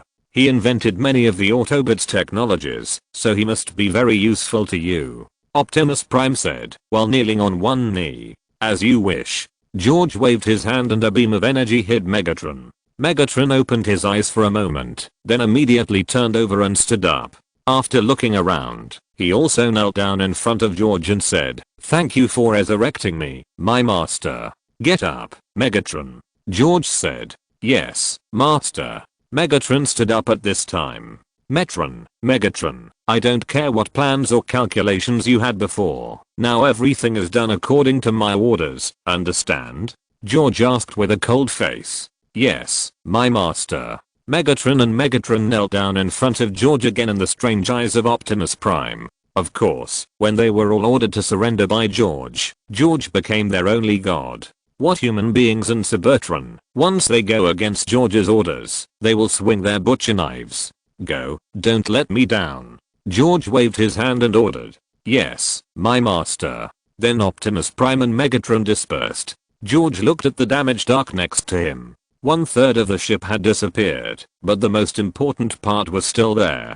George took a piece of the ship's debris and instantly activated his atomic control ability to analyze the ship's construction materials. Soon, all the structures of this material containing deformed metal appeared in front of George. Reparo, restore to the original. As George's voice fell, a green light hit the ship. Then, this ship, which was almost scrapped, began to repair itself little by little, as if time had gone back. A few minutes later, a complete Cybertron ship appeared in front of George. This time, the monitor shook again. The analysis room, which had just been busy because the Transformers dispersed, now exploded directly. This incredible method was simply beyond their understanding. In fact, this was not the first time George used the repair spell. According to George's research, the repair spell is a kind of ability to reverse time. It's just that repairing such a large scale loss consumes a lot of energy, but this little energy is nothing to George. Yushai, have you been to many planets? George suddenly asked. Yes, Master. A long time ago, when I was still living on the planet Cybertron, I went to some other planets. Yushai replied respectfully. Is there a planet with the same climate as this planet in the universe? George asked again. Sorry, Master, I haven't encountered it. Yushai replied, then pondered for a while, and then continued. In the records of Cybertron, the fallen King Kong Zeo once destroyed many such planets. Yes, you reminded me. George nodded and said, it's my honor to help you, my master. Yushai said respectfully. George recalled that Chien-Ho was a subordinate of the fallen King Kong Zeo. When Chien-Ho came to Earth, he found his conscience and betrayed Zeo. He told the other 6 supreme ancestors about the plan of Zeo. The Supreme stopped Megatronus and, at the cost of self-sacrifice, used their bodies to seal the key to activate the Star Harvester, the leadership module, in Egypt. I was delayed today. Sorry. There is one more chapter. Please recommend and collect. Chapter 268 Mission. After betraying Zhen Xianzhen, Chien-Ho hid on the Earth. Over the years, his fire source energy has been exhausted, and he can only become a pile of scrap metal for people to visit. Wait for me. George explained to Yushai and then disappeared in an instant. Where did he go? Go find him. Oh, he's in the White House asked loudly. Sorry, Mr. President, that gentleman used space transmission technology. For the time being, we don't have the technology to track him. Joe Taylor said. Don't we have any way? Ohezi asked. Yes, sir. Joe Taylor replied. George's every move now involves the hearts of countless people, and George naturally doesn't care about these. The next second after George disappeared, he appeared in the American Aviation Museum. Then he quickly found Chien-Ho, who was dormant in the form of an SR-71 Blackbird reconnaissance aircraft, and waved his hand to put the entire aircraft into space under the administrator's frightened eyes. He smiled at the fat administrator, and the next second George was back in front of Yushai. Master. Yushai shouted respectfully. Yes. George nodded. Then he walked to the other side, took out the SR-71 Blackbird reconnaissance plane from the space, and sent a stream of energy to it. After that, he saw that Skyfire had completed the transformation with difficulty due to the lack of energy and the long period of time without using lubricants, and various parts were scattered all over the ground. Thank you, my master. Skyfire pretended to bow. Okay, don't kneel, otherwise I'm worried that you won't be able to get up at all. George said. Ahem. Skyfire coughed with a mechanical big hand covering his mouth. George really looked a little uncomfortable, so he infused him with a little more energy. Then he took out a single person fighter of the Kree Empire and asked him to scan it. This is the good thing about Transformers. As long as there is enough energy, they can not only transform, but also change their appearance. Even becoming a 3 Transformer is not a problem. Then he saw that Skyfire was rejuvenated in a cool mechanical transformation. At this moment, not only his appearance has changed greatly, but even his voice has become sonorous and powerful. Master, Skyfire reports to you.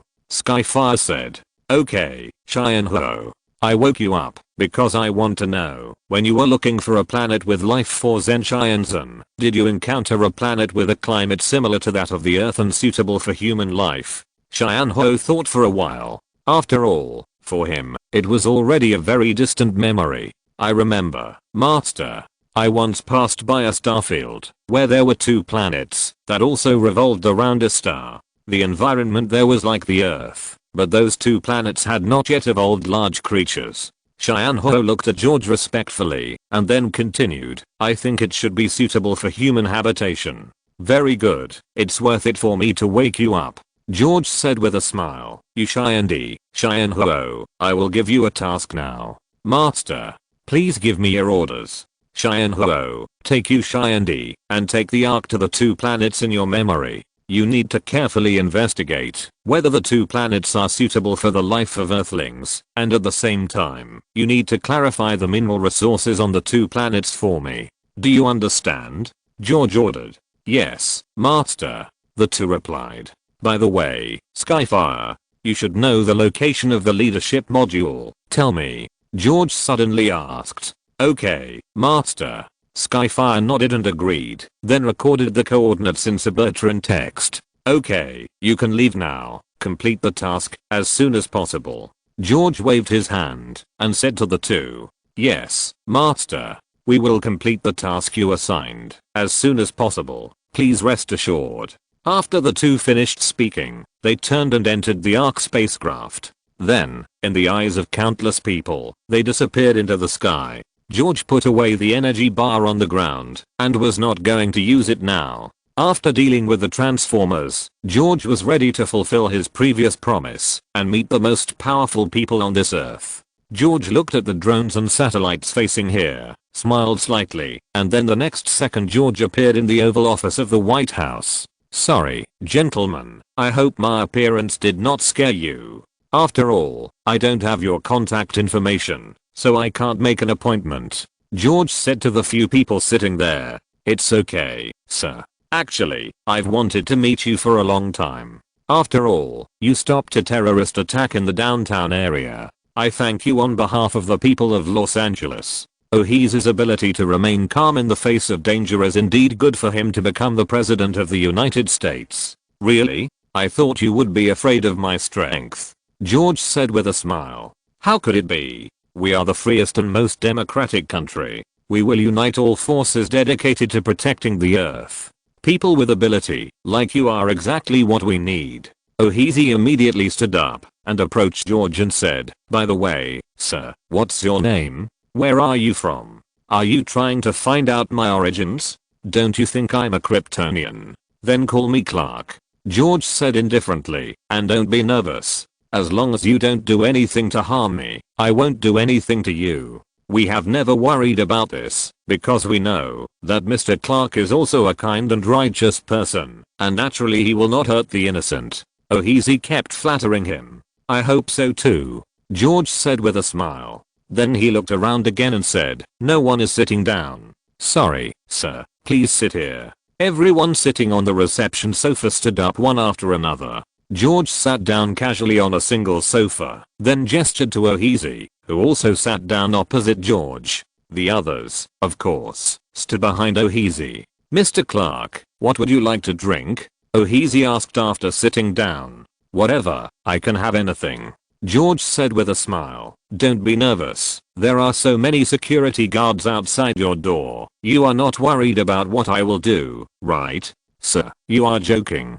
O'Heese said with a grim face. Then a black woman standing behind O'Heese walked out and soon came in with 2 cups of coffee. Of course, the group of Secret Service personnel at the door also retreated at this moment, standing farther away and quietly on guard. Although George knew it, he did not say anything else. After all, no matter what those people did, they could not cause any harm to George. Okay, let's all be sincere. George sat up straight and said, sir, please speak. O'Heese also said seriously. The people behind O'Heese also pricked up their ears, ready to listen to what this Clark would say. Chapter 269 Arrangement. United States, White House, Oval Office. Omar and a group of government officials listened to the words of the man opposite with a serious face. I think everyone has not had a good time recently, but it is not necessarily all bad.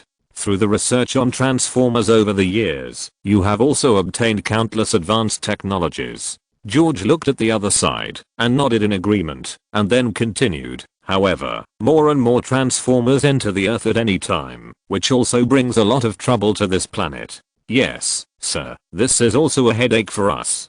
That's why we need people like you to help us stabilize the current situation, Omar said immediately. Although I'm willing to help the entire human race to deal with these disasters, in the end it still depends on you, George said. So, you are very willing to help us resist disasters? Omar also showed a happy expression. You know, if the powerful man in front of him who is like a god is willing to cooperate with the government, the benefits he will bring to him will undoubtedly be very huge. He is imagining how the headlines of tomorrow's newspapers need to encourage those voters. As long as it is revealed, his support rate will rise to a new high. Sir, if you are willing to cooperate with the government, we will arrange a security consultant title for you. Of course, if you have any requirements, you can raise them, and we will try our best to meet them. Security Director Joe Taylor said. Not bad. Omar nodded. George shook his head and said, those are meaningless to me. What I want to tell you is that Transformers are not the only disaster facing the Earth in the future. Sir, what do you mean? Omar's face was shocked. Your understanding of this planet is still too simple. Why do you think those Transformers gather on the Earth? George asked back. I'm very sorry, sir. We really have too little information. Omar said.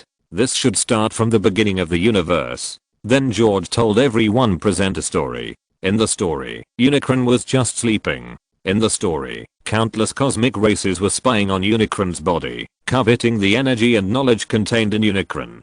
And Cybertron Transformers are just one of the forces. There are other similar mechanical forces and Zerg populations that have already focused their attention on the Earth. What's even more terrifying is that Unicron has begun to wake up, and the so-called global warming by humans is just a precursor to Unicron's awakening.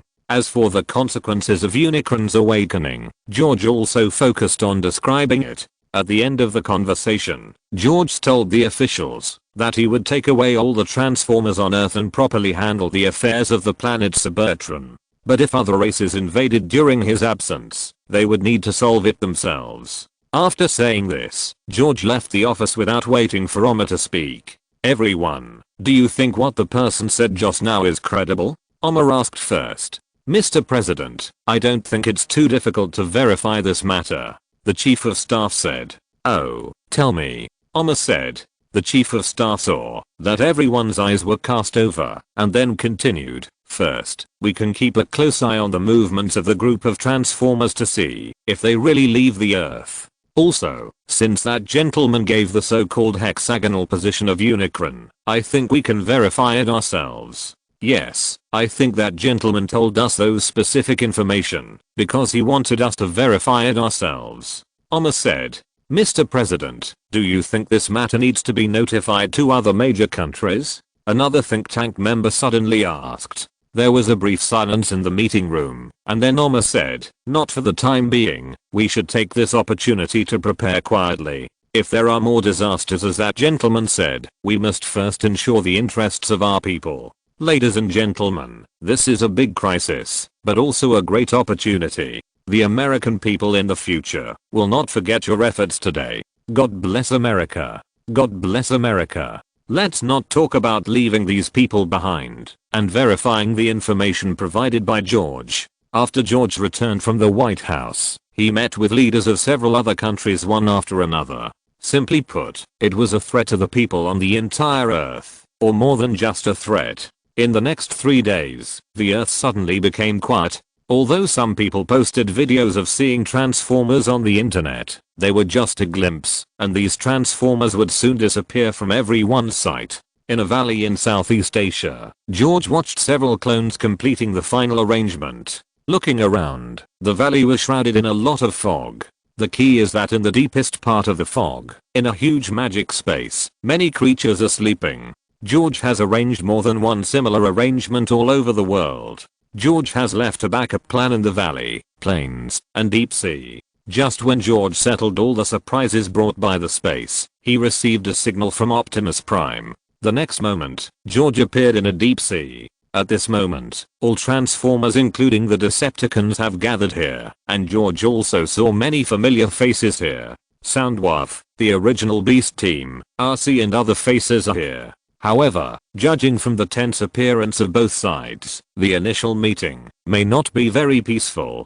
George naturally did not want to see the scene of them fighting, so the next moment, before the Transformers could react, lightning struck each other. When they looked at George again, their eyes contained only submission. Because the order George gave them was to find the spaceship, Optimus Prime did not take the initiative to enter there. However, seeing that many lights were already on, some systems of the spaceship had been automatically started.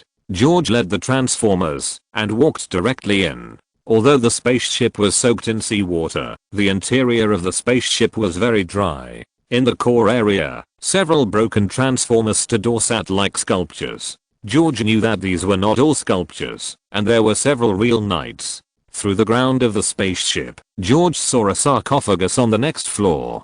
George knew that a special set of DNA was required to open this mechanism. George obviously didn't need these, but his mind was direct. The mechanism began to turn, and the sarcophagus slowly rose up. At George's signal, RC took out a scepter that looked like a dead tree, and then handed it to George respectfully. At this moment, a sitting knight sculpture next to him suddenly came to life. He swept the giant sword in his hand and shouted, "Who wants to take the scepter? Please recommend. Please collect." Chapter 270 Disaster. Before the awakened knights could rush to George, they were suppressed by Optimus Prime and Megatron. In the passage of the spaceship behind him, more knights woke up one after another, shouting, "Protect the scepter," and rushed out with their weapons raised. Just as George was looking at the scepter in his hand, 7 knights had been subdued by Optimus Prime and his men. After George subdued the last batch of knights, one of the knights kept kneeling and said, "Master, that scepter. You don't need to say more. I know it's a quintessa scepter." George interrupted the knight's words. Then the whole scepter turned into fine sand in George's hand and scattered on the ground. Yes, this scepter is not Merlin's scepter at all, but quintessa scepter. The legendary great magic is just an old liar who is addicted to alcohol. In the original timeline, Quintessa bewitched Optimus Prime and brainwashed him into the fallen Dark Sky meteorite. He was sent to Earth to help him find the Quintessa staff, and the revival ceremony was launched at the center of the 6 corners of Stonehenge in the UK, which is the center of the 6 corners of Unicron. Cybertron was docked in the Earth's orbit and connected to the Earth. It began to suck the energy of the Earth and the energy of Unicron. The Earth fell into crisis again. Although the revival plan was finally stopped, Unicron began to wake up, and Yuan Shishianzen was repairing it. A greater crisis, because that group of ignorant people is quietly coming. Of course, after George entered this world, everything will inevitably change.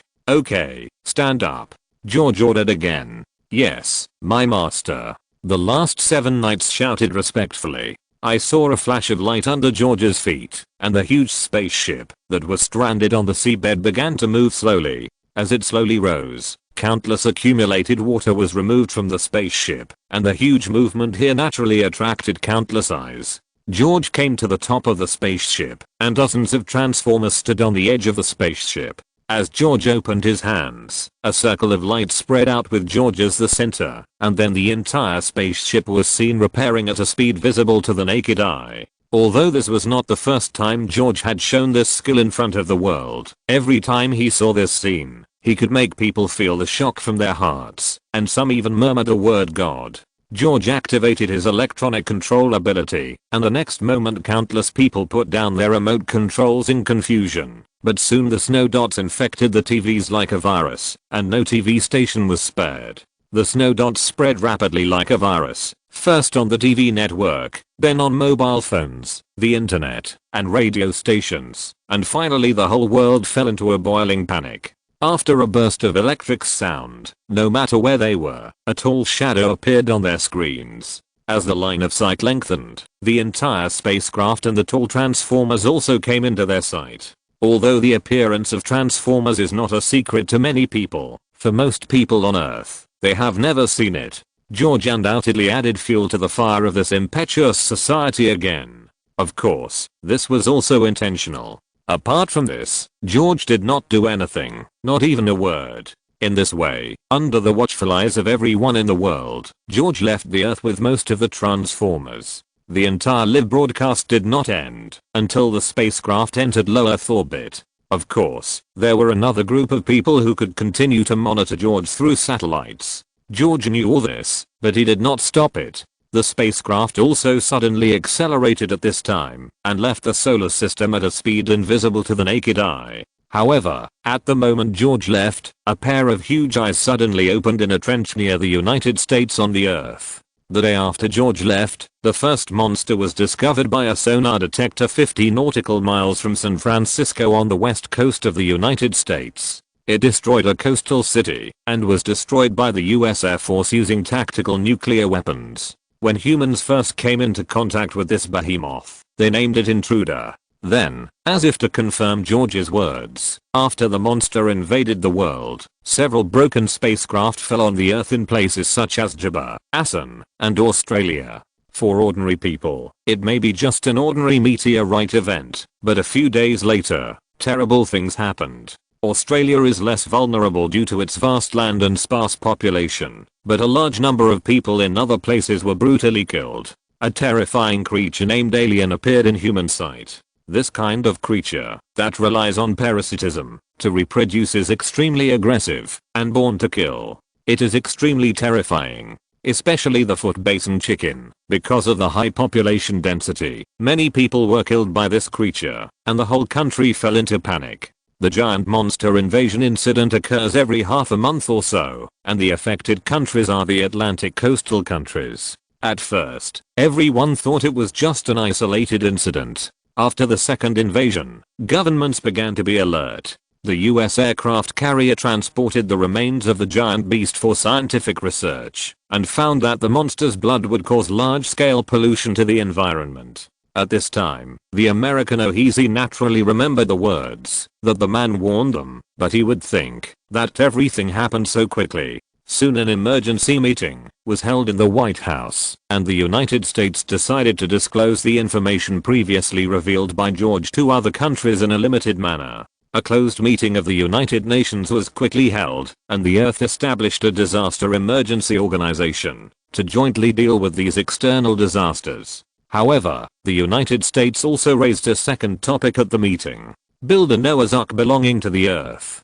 to preserve the seeds of life on the Earth. This topic was finally resolved because China and Western countries had a disagreement on the candidates who could board the Noah's Ark, and finally reached a model of technology sharing and separate construction. Of course, the content of the above meeting was not made public, and everything was carried out in secret. It was just that outside China, the wealthy circle secretly passed on a message about the ticket. World disasters are still happening. As a meteorite with seeds hit Tokyo, a magic tree named Pandora almost reduced the entire city to ruins. Of course, in the face of these disasters, some Transformers who hid and did not respond to the call joined the human camp. But most of these Transformers are old and lack energy, and they are exhausted even when facing those terrifying monsters. However, even so, it delayed the retreat of mankind. At this moment, George had already arrived at the Gemini starfield in Cheyenne-Huo's record.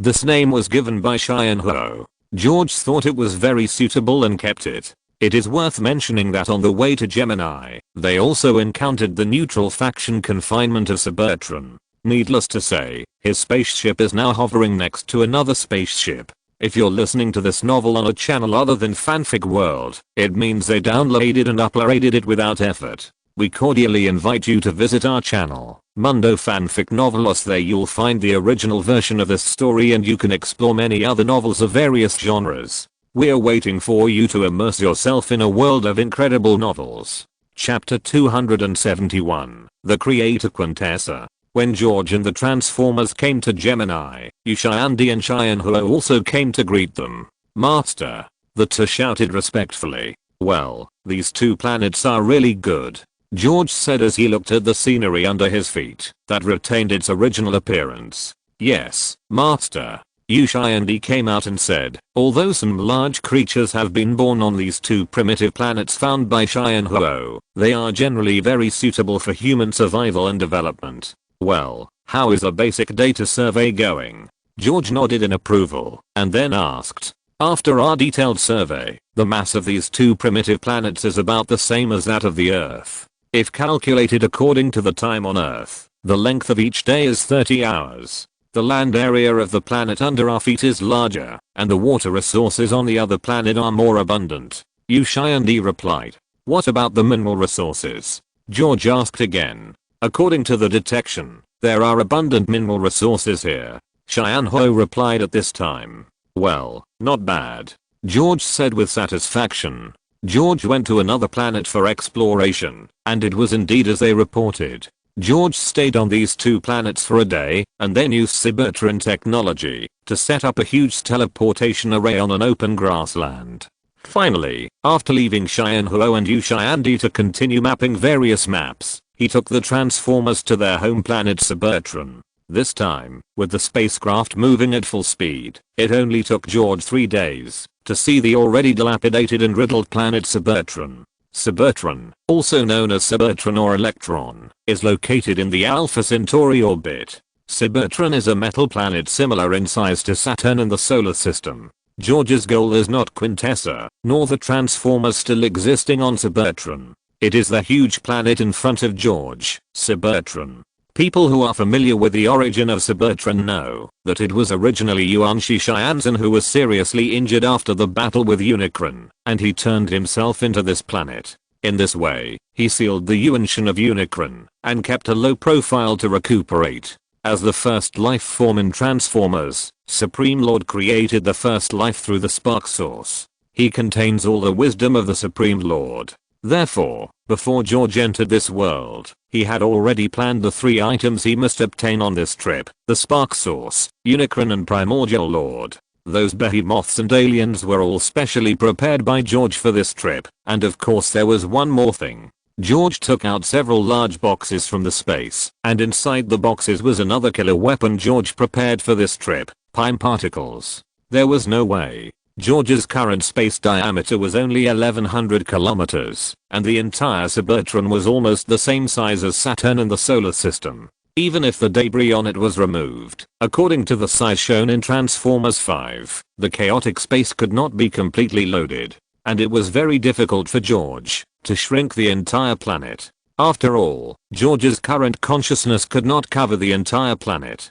Fortunately, with Pime particles, it was not difficult to achieve his goal. Distribute these Pime particle patches to this group of Transformers and let them place them in various locations on Cybertron. George himself was going to enter Cybertron to meet Quintessa, who claimed to be the creator. In the metal hall at the center of Cybertron, a female Transformer was suspended there. Her facial features gradually became 3-dimensional. Her petite body was slightly smaller than that of normal Transformers, and her tentacle-like metal strips kept wriggling, with tiny electric currents flashing around her all the time. "Human, this is not the place for you," Quintessa said.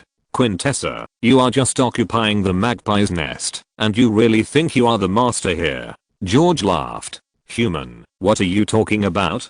Quintessa said loudly. As Quintessa began to get angry, the arcs around her were flashing more violently. "Am I wrong?" George sneered. "Or I can call you a 5-faced monster. Human, you are looking for death." As Quintessa finished speaking, a lightning bolt was about to hit George. Reaching out, George grabbed the lightning bolt in his hand, and then it gradually disappeared. That's right, the Quintessa in front of George, who was called the God of Life and the Creator, was not the creator of Transformers at all. Her original form is a 5-faced monster from the planet Quintessa, and she occupied the planet during a special period. She enslaved the Cybertronians who were still in the stage of ignorance, and tampered with the history of Cybertron, shaping herself into the creator of Cybertronians. Because each face of the Quintessa has its own consciousness, Quintessa, as the most scheming of the 5 faces, removed all the other 4 faces from her body. Then those 4 faces were detonated together with her original planet and completely killed. Even the name Quintessa comes from the metal planet where she was born. After she came to Cybertron, in order to distinguish these slaves and alienate the Cybertronians, Quintessa designed different symbols for civilian Cybertronians and military Cybertronians, and forced them to wear them. Civilian ones are called Autobots, and military ones are called Decepticons, commonly known as Autobots and Decepticons. Where there is oppression, there is resistance. An Autobot named Master Titanium led the Cybertronians to revolt, started the War of Independence, and finally successfully expelled Quintessa. Now she just took advantage of the emptiness of Cybertron to occupy it again, and also used some Transformers to do things for her. The confinement that George intercepted on the way was directed by Quintessa. The molecular weapon that George obtained on the confinement spacecraft was given to confinement by Quintessa, and the purpose was naturally to destroy the Earth again. then use the transformer metal to create new transformers that recognize her as the master, for her to drive. These things are unheard of for many transformers on Cybertron, but George knows clearly that this is the benefit of being a time traveler. Seeing that the lightning did not cause any harm to George, Quintessa waved her arm and several chains were about to tie George to his side. George would naturally not sit and wait for death. In a flash, George had already appeared behind Quintessa. Before Quintessa could react, her slender neck was grabbed by someone. Then Quintessa felt a strong force coming, and her whole body involuntarily hit the metal ground hard. Although the huge impact did not cause much harm to Quintessa, it also made her head dizzy. Quintessa didn't have what George wanted, so the next moment, 2 hot rays of light shot out from George's eyes. Quintessa screamed violently, and soon the screams disappeared. Quintessa, known as the creator, fell. George didn't let go of Quintessa's body. You know, Quintessa is one of the few nanoscale silicon-based life forms in Transformers, and it has a high research value.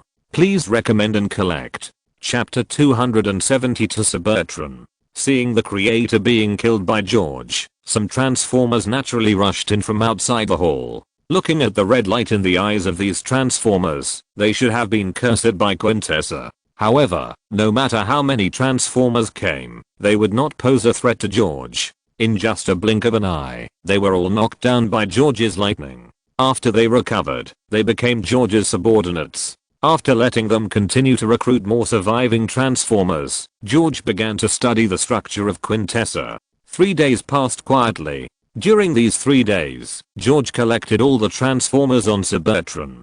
During these 3 days, hundreds of millions of pi particle patches were also placed in various locations on Cybertron. George also used these 3 days to roughly understand the structure of Quintessa, and the equipment he had been thinking about for Alice and Sheldon also had the final model. When he returned this time, he could build it with all his strength. Outside the planet Cybertron, all the Transformers stood outside the spaceship. Their eyes were fanatically looking at George's back. The next moment, figures came out of George's body, and finally thousands of George's figures surrounded the entire planet Cybertron. The next moment, Cybertron, which was as big as Saturn, was shrinking at a speed visible to the naked eye. George finally stopped the output of energy until it became the size of a football. The thousands of clones had already been constantly exploding as Cybertron continued to shrink.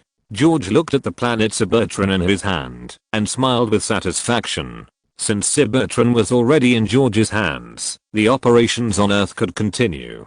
On Gemini, George took out the stellar energy collector and the leadership module. Master. All the Transformers knelt down in front of George again under the leadership of Megatron and Optimus Prime. This is the stellar energy collector and the leadership module. I don't think I need to introduce the specific usage. Megatron, take it. Under your leadership, the Transformers will have a better development. But you must remember that you are not allowed to harm the humans on Gemini. George said one after another. Yes, my master. Megatron took the 2 things respectfully. Optimus Prime, you are very kind, and you will be a good supervisor. I will grant you power, and anyone who falls will die under your sword. George transferred a huge energy into Optimus Prime's fire source. After Optimus Prime completely absorbed this energy, countless gears in Optimus Prime's body made mechanical sounds. Some small parts flew out from the spaceship next to him and were sucked into Optimus Prime's body. In fact, Optimus Prime is not simple. He is the descendant of the 13 original Supremes. So in terms of development potential, no Transformer can compare to him. Watching all the Transformers leave with the spaceship, a portal appeared in front of George. The next moment, George had appeared on Mars in the solar system. After a quick scan, George found the target this time, a Cybertron spaceship Retribution. There is the fallen King Kong, the last of the 13 Supremes, Megatronus. Since escaping from the sealed land, Megatronus has been lying here to recuperate. I just forgot about him before, and this time I returned to Earth, just in time to remove the last crisis in the Transformers. George slowly approached the spaceship, and then saw the seemingly old Megatronus in the cockpit. Human? No, humans can't survive in this environment. Who are you? Megatronus asked. Don't worry about who I am. Your disciple asked me to bring you a message. George said. What? Megatronus looked up and asked. He has found the right path. You can die now. George said with a smile. You are the one who is looking for death. Megatronus suddenly disappeared from the recliner the moment he finished speaking and appeared behind George the next moment. Among the 13 Supremes, Megatronus was the most powerful because he mastered the ability of teleportation. Just as Megatronus's fist hit George, George slightly tilted his body. He grabbed with his right hand and then threw it hard. Megatronus's whole body smashed into the spaceship, and the parts of the spaceship flew everywhere, making the already damaged spaceship even worse. George had no intention of holding back. George pulled out a steel bar from the side and inserted it into Megatronus's fire source. The next moment, Megatronus disappeared again. You can't kill me. Only Shianzan can kill Shianzan. Wait, I will find you after I recover, and then kill you with my own hands. After saying that, Megatronus was ready to teleport away. Bang! Megatronus fell out all of a sudden. How could it be? George shook his head, and the next moment a fist pierced Megatronus' chest. The fiery red fire source in his chest also quickly extinguished. Before he died, his eyes were fixed on the air in front of him. George waved his hand to collect Megatronus' body. As the earliest transformer, he was fully qualified to become another collection of George. George waved his hand and retracted the space barrier. Then he walked out of the spaceship. George turned around and looked at the spaceship in front of him. Since there was no plan to leave hidden dangers, there was naturally no need for this spaceship to exist. The next second, the entire spaceship began to turn into flying sand bit by bit from the stern. Soon, the entire spaceship, including the Decepticons that had not yet hatched, were all decomposed into flying ash. Only then did George nod with satisfaction and walked into the teleportation array that appeared behind him. George reappeared and had come to the highest peak on Earth, Mount Everest. The mountain that was usually climbed by people had long since returned to silence, and only the marks left by previous climbers still recorded that humans had conquered this place. George activated his electronic ability, and countless information appeared in front of George in an instant. The second super monster had just attacked Britain and finally fell under nuclear weapons. Under George's deliberate control, the subsequent monster events began to slow down. George's main purpose was to make humans on Earth feel a sense of urgency, not to destroy all humans. So except for a few areas that were still under strong attacks, other areas on Earth maintained relatively strong attacks. In this way, 2 years passed unknowingly, and some major international events occurred during these 2 years. Of course, those who gave up their nationality and were unwilling to leave would naturally not force it. One was the ticket incident that circulated in the United States. Although the US government repeatedly denied it, there was still news that the US government was organizing a large-scale evacuation. And those who could board the Ark could only be those upper elites, because each ticket cost at least $20 million. This news also attracted many wealthy people in the world to join the plan secretly. Please recommend and collect.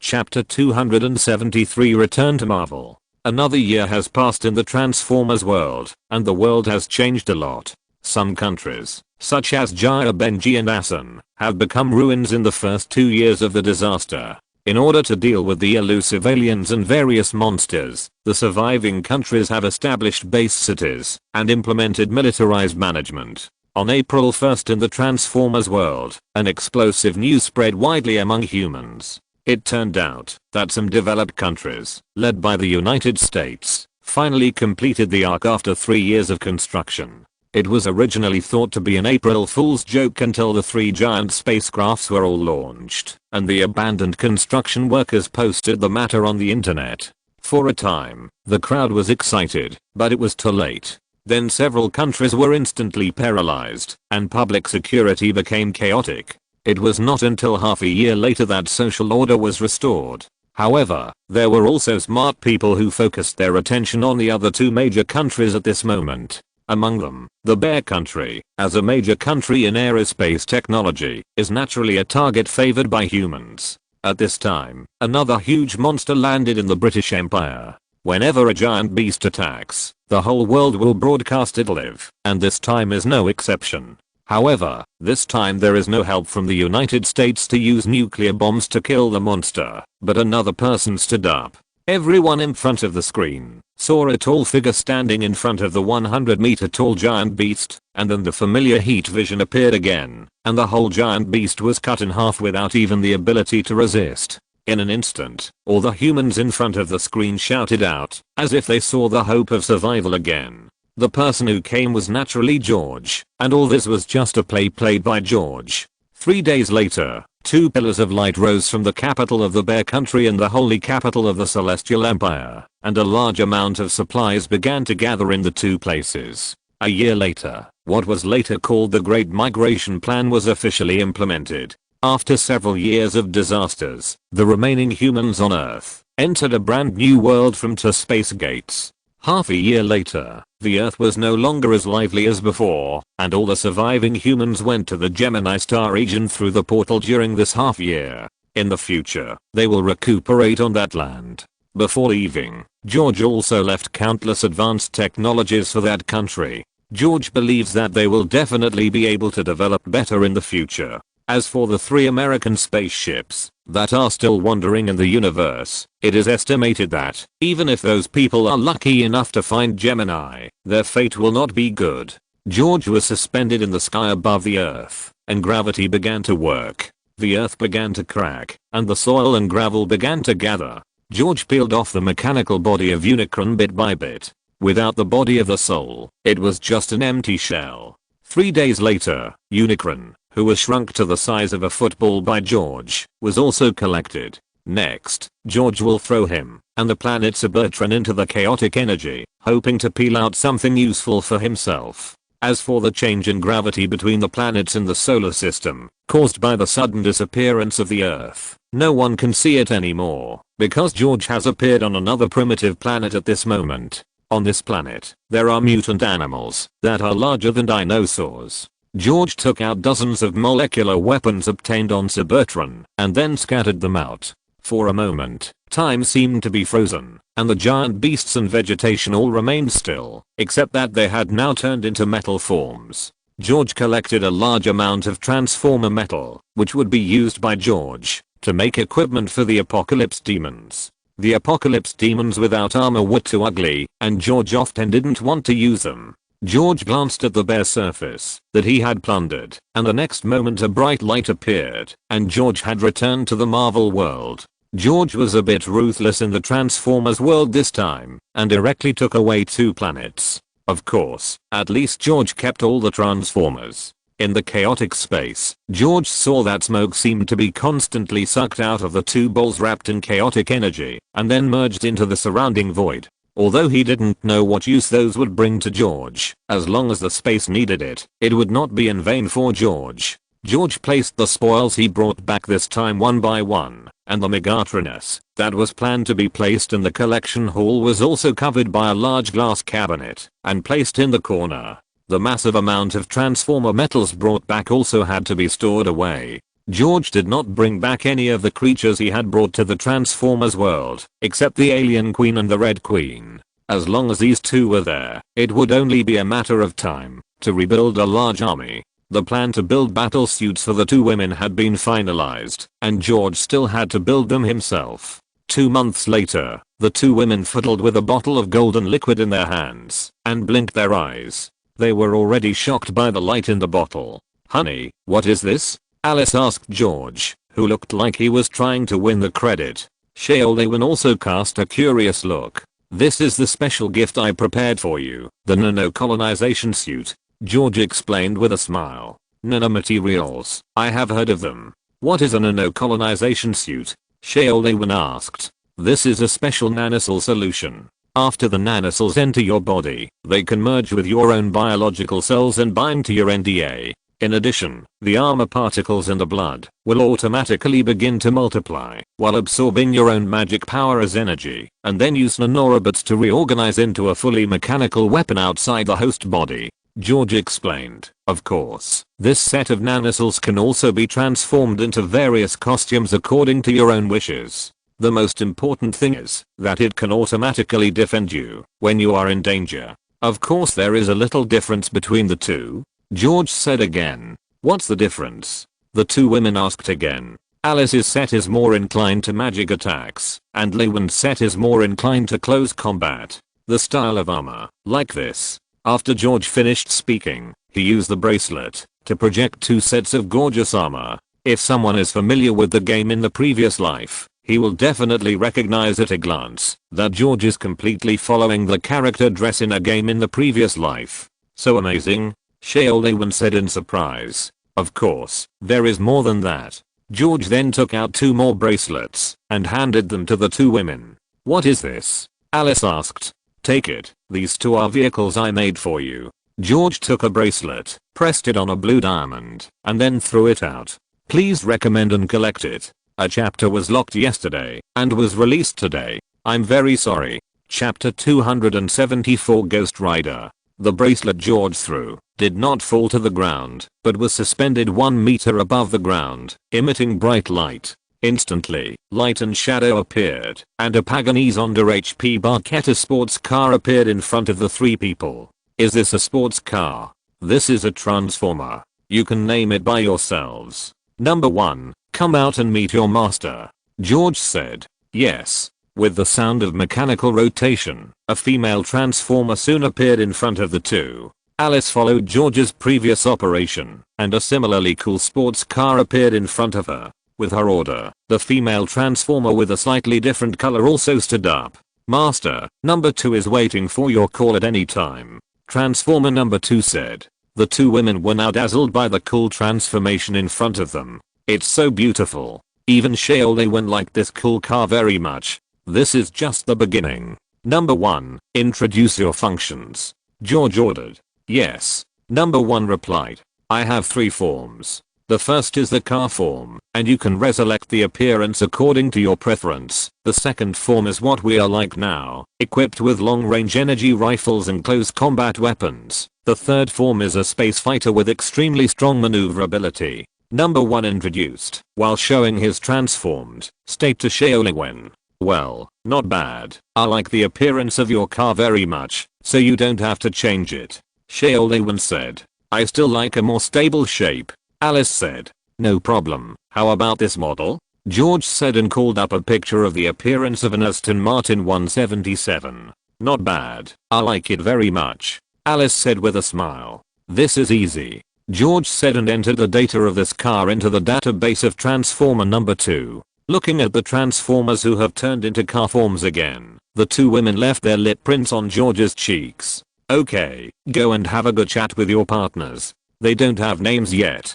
George patted the shoulders of the two women, and then personally injected nano cells into the two women, and returned to the castle. In fact, the nano armor made for the two women is not that simple. The fact that all the nanometals are made of the 9th metal can explain a lot of problems. The purest 9th metals extracted by George using all chemical techniques can not only make the user immortal, but also enhance the user's strength, reduce energy damage, speed up wound healing, and the ability to fly quickly. There are many other functions, which require the two women to slowly explore on their own. Originally, George planned to accompany the two women for a while. After all, he stayed in the Transformers world for a while this time, and after returning, he continued to refine equipment for more than 2 months. It was just that the voice that Stonit transmitted to his ears just now made George give up his plan to take a vacation. Master, a flaming skeleton man riding a motorcycle appeared in Texas last night. After the information I got from the surveillance camera confirmed that it was true. Stonit reported. Texas, a flaming skeleton man riding a motorcycle? George asked back. Yes, Master. Stonit replied. Ghost Rider? George was not very sure, but he still teleported directly to Texas. Who can tell him who provoked this guy? Is he here to cause trouble? George came to the place where the Ghost Rider was suspected to have passed last night. From the traces left by the extinguished flames, George could feel a strong smell of sulfur. It was indeed that thing. Stonit. George called softly. I'm here. Stonit replied. Check it out, stuntman Johnny Blaze. George thought of the identity of the Ghost Rider and said. Okay. Stoned soon fell silent. George just used this time to recall the plot about the Ghost Rider. 17-year-old Johnny Blaze and his father made a living by stunt driving in the amusement park. His resolute and brave father has always been Johnny Blaze's role model. But his father suddenly suffered from a terminal illness, which made Johnny Blaze very sad. One day an old man appeared in front of Johnny Blaze. He promised to make Johnny Blaze's father healed, but Johnny Blaze had to sign a contract and sell his soul to him. Johnny Blaze, who was half believing and half doubting, accepted the old man's exchange conditions, and his father's body recovered immediately the next day. However, his father unexpectedly passed away during a performance the next day. Johnny Blaze hated the old man, but he could not avenge his father, because the old man was the demon Mephistopheles. Johnny Blaze was controlled by Mephistopheles, lost his judgment, and abandoned his first love Roxanne and left home.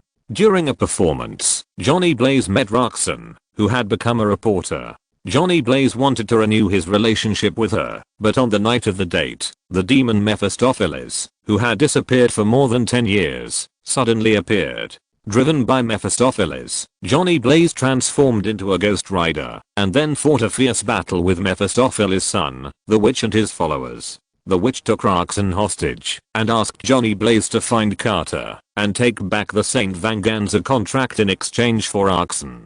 Johnny Blaze had to find Carter again, hoping to get his help.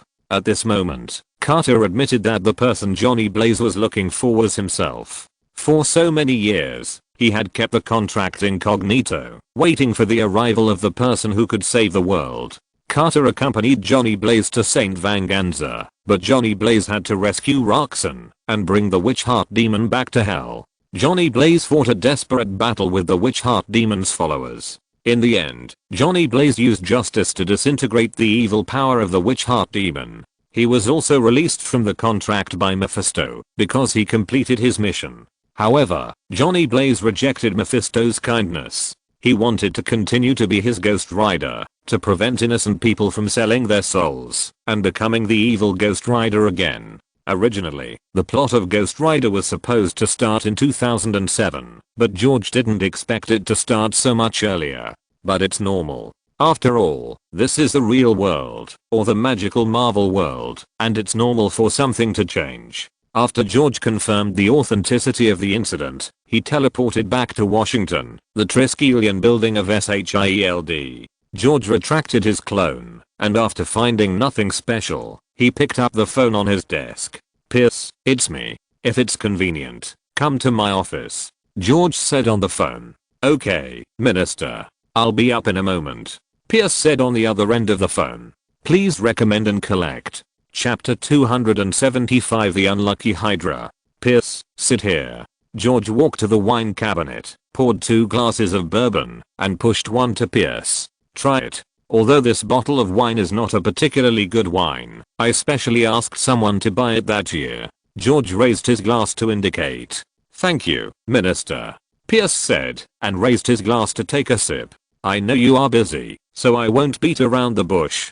George put down his glass and said, "Minister, please go on." Pierce also put down his glass and said, "It's like this. I wonder if you know what happened in Texas yesterday?" George asked. "Texas? Are you talking about the reappearance of Ghost Rider?" Pierce asked. "Yes." George nodded. As a very large spy organization in the world, SHIELD has a lot of spies planted in various organizations, and the number of peripheral personnel who pass on information to them is even larger. So George was not surprised that Pierce received the news so quickly. If he didn't know about such a big thing that happened yesterday, it would be a problem. "I have heard about this." Pierce nodded. "Oh, what do you think?" George asked. "There is no news from there yet, so I don't know the truth of the incident yet. But I think it can't be true." Pierce smiled and shook his head and said, "And the legend of Ghost Rider has been around for a long time. It was said that Ghost Rider rode a horse, but now it has become a motorcycle. So I don't think it is very credible." "Well, what you said makes sense. But haven't we seen those legendary vampires and werewolves? So the things we heard are not necessarily all false." George smiled and said, "Oh, Minister, do you have any news?" Pierce understood that, since George called him up specifically, it was not without purpose. Well, the Ghost Rider incident this time is very likely to be true. George stood up and picked up the information that Star Network had just investigated from the printer and took out a few photos taken by the surveillance camera last night and handed them to Pierce. This incident is a big deal. You know, I have a lot of businesses in Texas, so someone reported it. Many people took photos, and the flame skeleton can be clearly seen in the surveillance along the way. In order not to cause greater panic, it needs to be resolved as soon as possible. George said, I understand, Minister.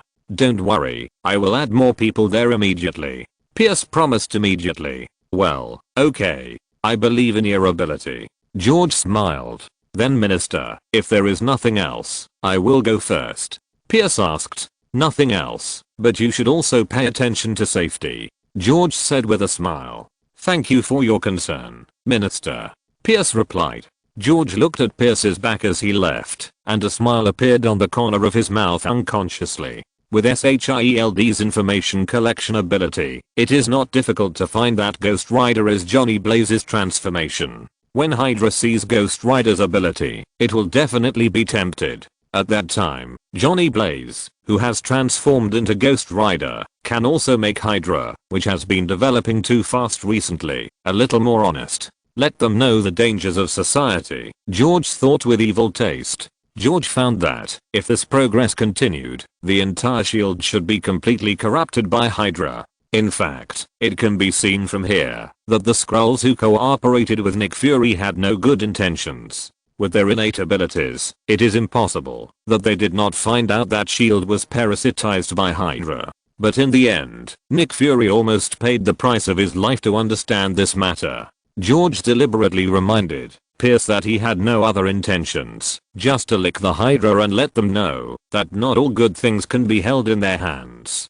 Sure enough, after George talked with Pierce, the SHIELD agents in Texas found the location of Johnny Blaze, who had restored his human form, based on the information provided by the camera. Although there were fewer cameras in this era, there were still cameras. So Johnny Blaze, who lost his ability to transform during the day, was quickly taken back to the local police station. However, this time, SHIELD did not directly mobilize special agents to bring Johnny Blaze back. Instead, another 12-man combat team appeared in the police station. After showing the special certificate of SHIELD, Johnny Blaze, who was still in chaos, was taken away. Needless to say, the people who took Johnny Blaze away this time were also Hydra people. These are exactly what George wanted to see, so he did not stop it. The Ghost Rider after Johnny Blaze's transformation is not something that ordinary people can deal with, so George did not expect SHIELD to really solve this matter at the beginning.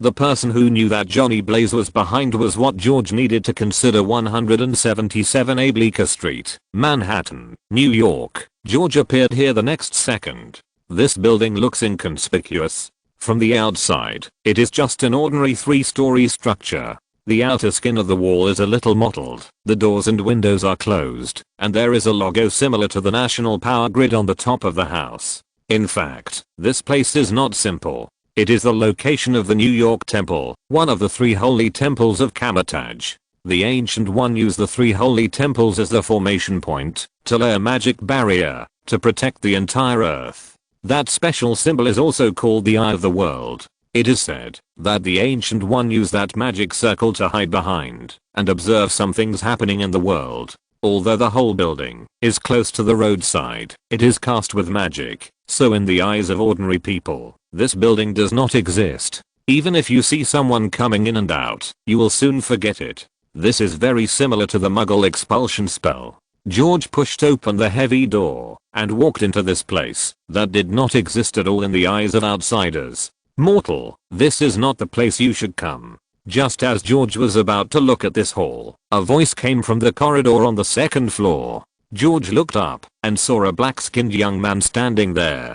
To be honest, George felt very uncomfortable when he heard the word mortal, especially when it was said in such a contemptuous tone from an ego. The next moment, the wizard Mordo standing on the 2nd floor felt a huge force suddenly hit him. He didn't even have time to react, and he hit the wall behind him directly, and a mouthful of blood suddenly spurted out of Mordo's mouth. Ahem. Mordo tried to stand up to resist, but he couldn't stand up no matter what, and he couldn't even mobilize a bit of his magic power. Please recommend and collect. End of this chapter. Thank you very much for reaching the end. Don't forget to like. Looking for more exclusive content and immediate access? Subscribe to our Patreon. Remember, every like, subscription, or donation encourages us to continue. Thanks to everyone. See you in the next video.